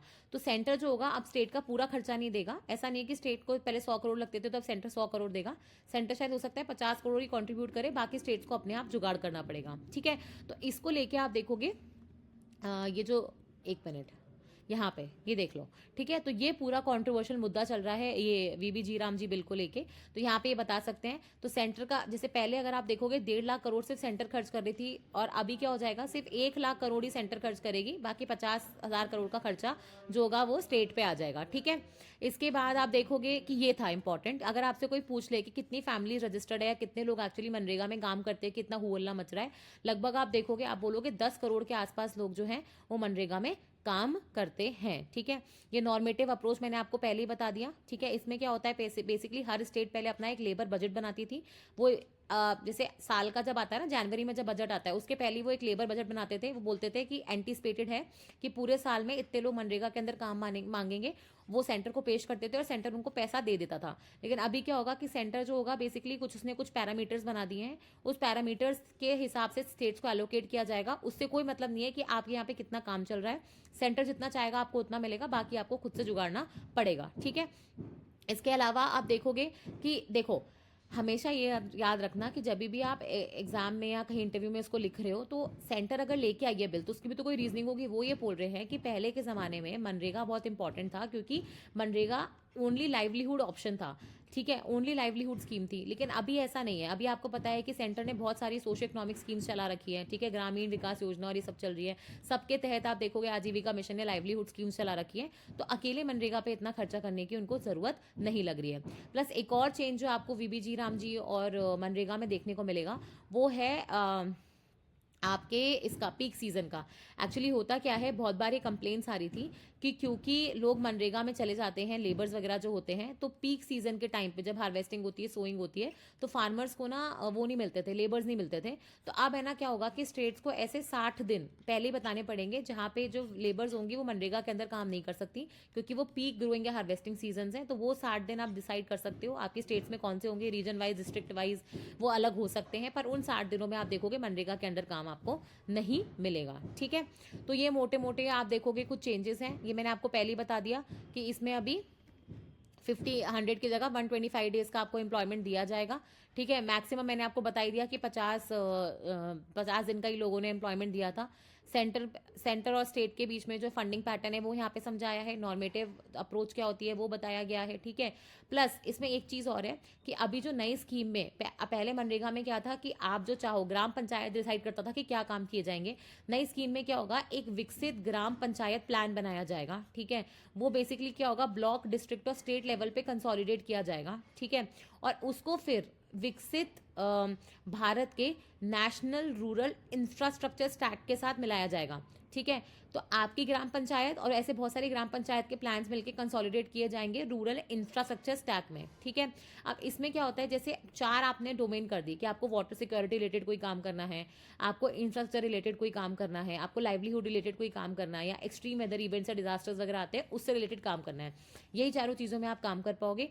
और ये जो आपने हर स्टेट का एक नेशनल रूरल इंफ्रास्ट्रक्चर प्लान जो बनाया है वो बेसिकली अंत में जाके गति शक्ति प्लान के साथ मिल जाएगा। तो ऐसे करके अब आप नहीं चाहोगे कि रैंडमली कोई भी काम मनरेगा के अंडर हो, इसमें प्रॉपर सोशल ऑडिटिंग होगी, जीपीएस मैपिंग होगी, फोटोज वगैरह खींची जाएंगी, रियल टाइम मॉनिटरिंग होगी, वो सारी चीज़ें तो हैं ही। प्लस अब आप देखोगे कि इसके अंदर जैसे पहले आपको मनरेगा के अंदर जॉब कार्ड्स मिलते थे, अब इसके अंदर ना आपको ग्रामीण रोजगार गारंटी कार्ड्स मिलेंगे, ठीक है। तो इसमें क्या होगा कि आपकी नेम, एज, एड्रेस उसमें वो सब लिखा होगा, क्योंकि बार बार कंप्लेन आती थी ना कि इसके अंदर फ्रॉड वगैरह हो रहा है, लोग एक्चुअली पहुंचते नहीं है काम पे, किसी और के नाम से काम ले लेते हैं। तो वो सारी चीज़ों को सॉल्व करने के लिए आपने ग्रामीण रोजगार गारंटी कार्ड्स बनाए जाए हैं। और इसमें क्या होगा, अगर कोई सिंगल वुमेन है, कोई पर्सन विद डिसेबिलिटी है, ठीक है, कोई बूढ़ा इंसान है 60 साल से ऊपर, तो उनके ना कलर्स भी अलग अलग होंगे, ताकि आपको देखते ही समझ में आ जाए कि इन लोगों को स्पेशल ट्रीटमेंट मिलना है, इनके स्पेशल कार्ड्स हैं, ठीक है। तो ये सारा आप देखोगे चीज़ें जो हुई हैं वो चेंज हुई हैं आपकी इसके अंदर। पर वही है कि स्टेट्स जो होती हैं, अपार्ट फ्रॉम जो चीज़ें इसमें चेंज हुई हैं, वो ये बोल रही हैं कि अगर जहाँ पे भी स्टेट्स का प्रपोर्शन बढ़ता है ना, फिर वो स्कीम इतनी अच्छी काम नहीं करती। इसका बेस्ट एग्जांपल उन्होंने दिया है प्रधानमंत्री फसल बीमा योजना। फसल बीमा योजना में भी स्टेट्स को 50% कॉन्ट्रीब्यूट करना रहता है, और इस वजह से आप देखोगे वो स्कीम जो है इतना अच्छा परफॉर्म नहीं कर पाई जितना उसको करने का स्कोप था। और इसी पे अरुणा रॉय, निखिल दे, जॉन द्रीज, अगर आप उनको फॉलो करते हो इंस्टाग्राम पे तो आपको पता है वो कंटिन्यूसली रील्स डाल रहे हैं कि एमजी नरेगा का जो ये नया रूप आया है इसको बिल्कुल हटाओ। एमजी नरेगा एक मतलब लोगों की फाइट थी, और उन्होंने ना उस टाइम के जो प्रोटेस्ट थे इसके वीडियोस मिल जाएंगे आपको यूट्यूब पे, तो वहाँ पे वो नारे लगाते थे कि हर हाथ को काम दो और हर काम को पूरा दाम दो, ठीक है। तो वो यही बोल रहे थे कि इतनी मुश्किल से हमने एक सोशल रेवोल्यूशन शुरू किया था उस टाइम पे, जहाँ पे लोगों के पास उनका हक था, राइट टू वर्क, एक मतलब सरकार से दी हुई भीख नहीं थी बल्कि उनका अधिकार था, और इस अधिकार को हम छीनने नहीं देंगे। तो ये था पूरा एमजी नरेगा और वीबीजी रामजी बिल। तो अपन ने 2 बिल्स बहुत अच्छे से डिस्कस करे हैं। अब जो तीसरा बिल है वो है बेसिकली आपके इंश्योरेंस सेक्टर को लेके, जिसको अपन बोलते हैं सबका बीमा सबकी रक्षा बिल। अब ये क्या है ये समझो, एक मिनट, डोंट वरी, अगर आपने आज का न्यूज़पेपर एनालिसिस बहुत अच्छे से कर लिया ना, ट्रस्ट मी आपके आने वाले 3 न्यूज़पेपर्स जो होंगे ना वो बहुत अच्छे से हो जाएंगे। और वैसे भी ये 3 न्यूज़पेपर का एनालिसिस है, तो आप सोच लो कि आपने आज कितना मतलब अच्छे से आपने 3 प्रॉपर न्यूज़पेपर्स पढ़े हैं, ठीक है। तो एक अपना इंश्योरेंस सेक्टर को मॉडिफाई करने के लिए बिल आया है, जिसको अपन सबकी, एक मिनट, सबको बीमा सबकी रक्षा बिल के नाम से या फिर इंश्योरेंस बिल के रिफॉर्म्स के नाम से जानते हैं। आपको पता है कि इंडिया में इंश्योरेंस एक एक्ट था 1938 का जो ब्रिटिशर्स के टाइम पे आया, फिर अपना एलआईसी जब बना था 1956 में कंसोलिडेट होकर एलआईसी एक्ट है, और फिर एक इरडाई एक्ट है जो 1999 में आया। इन तीनों एक्ट्स को चेंज करते हुए, अधिनियमों को चेंज करते हुए आप देखोगे अब एक नया इंश्योरेंस बिल लाया जा रहा है। आप देखोगे 1992 से इंडिया ने प्राइवेट सेक्टर के लिए इंडिया में इंश्योरेंस सेक्टर खोल दिया था, ठीक है। तो यहाँ से आप देखोगे प्राइवेट सेक्टर की शुरुआत होती है, पहले 26% उनको अलाउ किया गया, फिर ये बढ़ा के 49% किया गया, फिर आप देखोगे 2015 के आसपास आई थिंक इसको 74% के आसपास किया गया। अब फाइनली बोल रहे हैं कि प्राइवेट सेक्टर जो है वो 100%, मतलब आपने फॉरेन कंपनीज के लिए 100% एफडीआई अलाउ कर दिया है कि कोई भी फॉरेन कंपनीज अब इंडिया में आके इंश्योरेंस के प्रोडक्ट्स वगैरह बेच सकती है। बहुत इंपॉर्टेंट चीज़ है, क्योंकि आपने जो लिमिट थी ना 74% की, मतलब अब उनको कोई इंडियन कंपनी के साथ जॉइंट वेंचर बनाने की जरूरत नहीं है। अब बड़ी बड़ी देश की जितनी भी कंपनीज हैं, देश की नहीं इनफैक्ट विदेशी जो कंपनीज हैं, वो इंडिया में आके इंश्योरेंस कंपनीज के अपने ऑफिस खोल सकती हैं, प्रोडक्ट्स वगैरह बेच सकती हैं। ऐसा क्यों करना चाहोगे? देखो यहाँ पे आता है इंडिया का इंश्योरेंस स्टैटिस्टिक्स। पहली बात तो इंश्योरेंस क्या होता है, एक तरीके से बीमा क्या होता है, एक तरीके से सुरक्षा होती है, इसको अपन सोशल सिक्योरिटी बोलते हैं। कि आपके पास आज तो पैसा है, कल आपको कुछ हो जाए तो क्या आपके पास इतना पैसा है कि आप उस ट्रेजेडी से उभर पाओ? आप सोचो कि हेल्थ इंश्योरेंस कितना ज़रूरी है। जिस तरीके से आज देश में पब्लिक हेल्थ की कॉस्टिंग बढ़ती जा रही है, ठीक है, तो हो क्या रहा है कि छोटी से छोटी बीमारियों के लिए भी 2-3 लाख रुपए ऐसे ही चले जाते हैं, लेकिन अगर आप इंश्योरेंस देखोगे तो आपको 10-15 हज़ार में मिल जाता है। तो वो 10-15 हज़ार रुपए देना बेनिफिशियल है, या 3-4 लाख रुपए जो आप हॉस्पिटल्स में देते हो, करेक्ट है ना। तो ये हेल्थ इंश्योरेंस जो है एक तरीके से बहुत इंपॉर्टेंट हो गया है। हेल्थ नहीं, नॉन हेल्थ इंश्योरेंस जो होता है, जिसको अपन जनरल इंश्योरेंस बोलते हैं, फायर इंश्योरेंस हो गया, गाड़ी का इंश्योरेंस हो गया, फैक्ट्री का इंश्योरेंस हो गया, ठीक है, तो वो जो होता है वो बहुत ज़रूरी होता है। तो ये हो गया इंश्योरेंस। तो अब आप देखो कि, एक मिनट, तो अब आप ये सोचो कि जब आपके पास, जैसे दुनिया में जितनी भी टॉप 100 कंपनीज है ना, या टॉप 75 कंपनीज हैं, या टॉप 25 कंपनीज हैं, वो इंडिया में है ही नहीं। तो अगर जैसे जैसे ज़्यादा ज़्यादा कंपनीज इंडिया में आएंगी, ज़्यादा पैसे वाले जो इंश्योरेंस फर्म्स होंगे वो इंडिया में आएंगे, तो इससे क्या होगा, इंश्योरेंस का मार्केट बढ़ेगा, नए प्रोडक्ट्स आएंगे, रूरल इकोनॉमिक पेनिट्रेशन वगैरह बढ़ेगा, ठीक है, सब लोगों को इंश्योरेंस मिल पाएगा, जो बहुत ही अच्छी चीज़ है। प्लस आप यहाँ पे देखो, एक मिनट, अपन इसको पहले क्लियर करते हैं ताकि अपन यहाँ पे लिख पाए, है ना।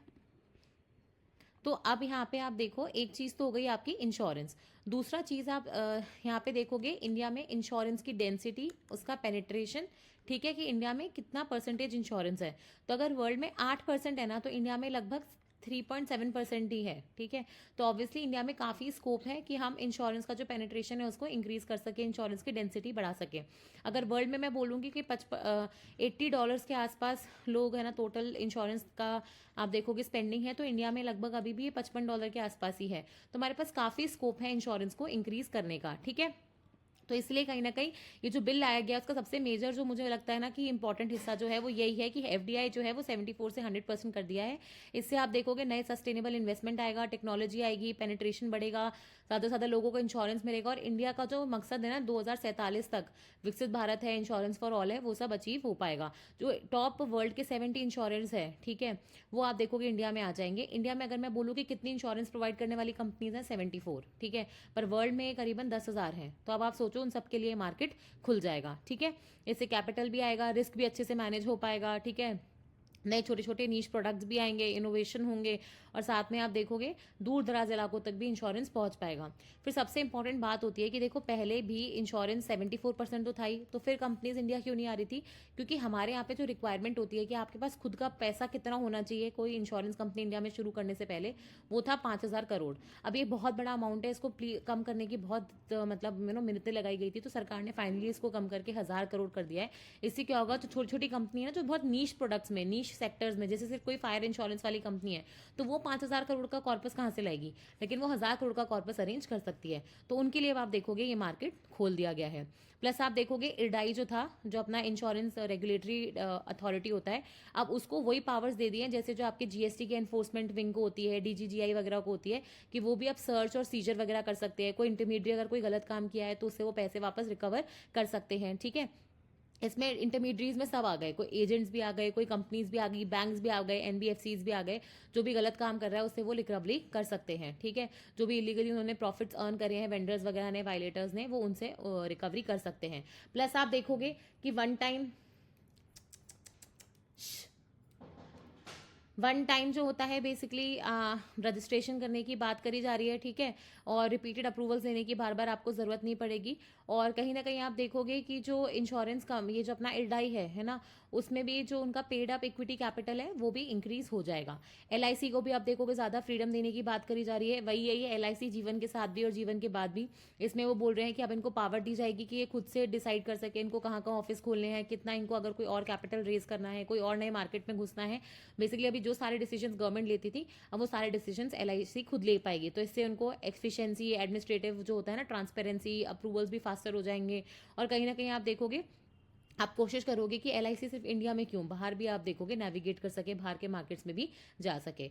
और एक चीज़ जो मुझे लगता है अभी भी मिसिंग है इस बिल में, जो बार बार मांगी जा रही थी, वो था कंपोजिट लाइसेंस। हमारे यहाँ पे जो कंपनी हेल्थ इंश्योरेंस दे रही है वो जनरल इंश्योरेंस आपको साथ में बेच के एक प्रोडक्ट बना के नहीं बेच सकते, आपको अलग अलग प्रोडक्ट्स के रूप में ही लेना पड़ेगा। दुनिया में अगर आप जाओगे तो कंपोजिट लाइसेंसिंग अलाउड होती है, तो इंडिया में अभी भी आप देखोगे कंपोजिट लाइसेंसिंग को लेकर कुछ नहीं कहा गया है। फिर एक आर्टिकल था इरडाई की पावर्स को लेकर, जो मैंने आपको पहले ही बता दिया है कि अब वो सर्च, सीजर और ये सारी जो चीज़ें होती हैं वो कर पाएंगे, ठीक है। और सबसे इंपॉर्टेंट बात है कि इससे क्या होगा, रिकवरी वगैरह कर पाएंगे, जो भी फॉल्सिफाइड बुक्स देता है या फिर डिस्ट्रॉय करने की कोशिश कर रहा है, सर्वे वगैरह वहाँ पे कर पाएंगे, ठीक है। तो ये बहुत अच्छी चीज़ है कहीं ना कहीं। आपको मतलब इडाई को अगर आप इतनी पावर्स दे रहे हो एनफोर्समेंट वगैरह की, तो इससे क्या होगा, वो पब्लिक इंटरेस्ट में ज़्यादा अच्छे से काम कर पाएंगे। तो ये था पूरा, कहीं ना कहीं आप देख सकते हो इंश्योरेंस को लेके जो आपको पता होना चाहिए।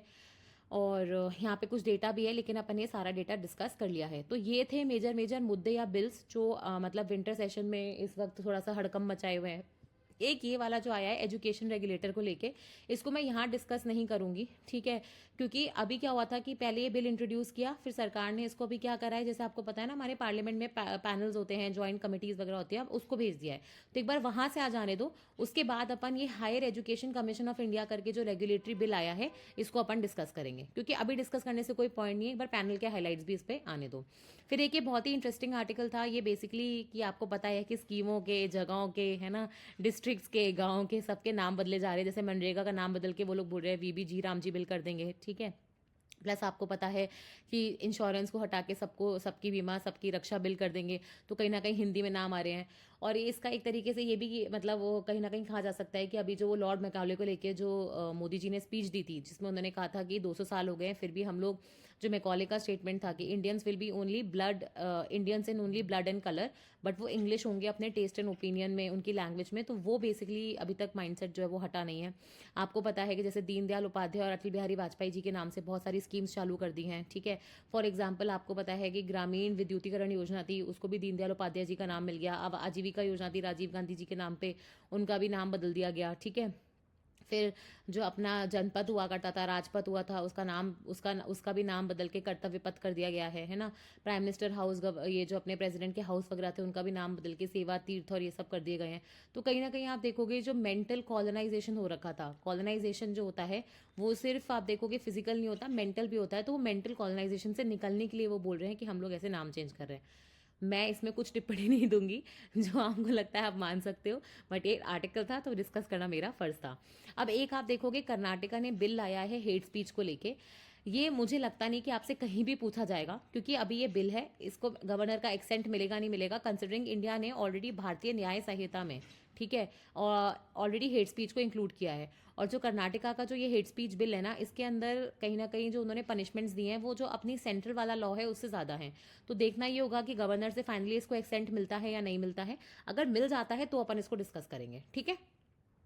फिर ये बी आर गवाई जी जो लास्ट अपने चीफ जस्टिस थे इंडिया के, 52nd, अभी तो सूर्यकांत जी हैं, तो 52nd चीफ जस्टिस थे, उनका एक इंटरव्यू आया था। ये अपन ने पहले भी डिस्कस किया है कि उन्होंने जितने भी कॉन्ट्रोवर्शियल जजमेंट्स हो सकते हैं, चाहे वो एससी का सब कैटेगराइजेशन हो, चाहे वो डिमोनेटाइजेशन को लेके हो, इलेक्टोरल बॉन्ड्स को लेके हो, प्लस वुमेन की एंट्री हो सबरीमाला टेम्पल्स वगैरह में, प्लस आप देखोगे कि जो क्रीमी लेयर वाला पूरा मुद्दा चल रहा था, प्लस आप देखोगे जो बुलडोजर जस्टिस चल रहा था, जहाँ पे आप देखोगे सरकार बुलडोजर चला रही थी लोगों के घरों के ऊपर, ठीक है।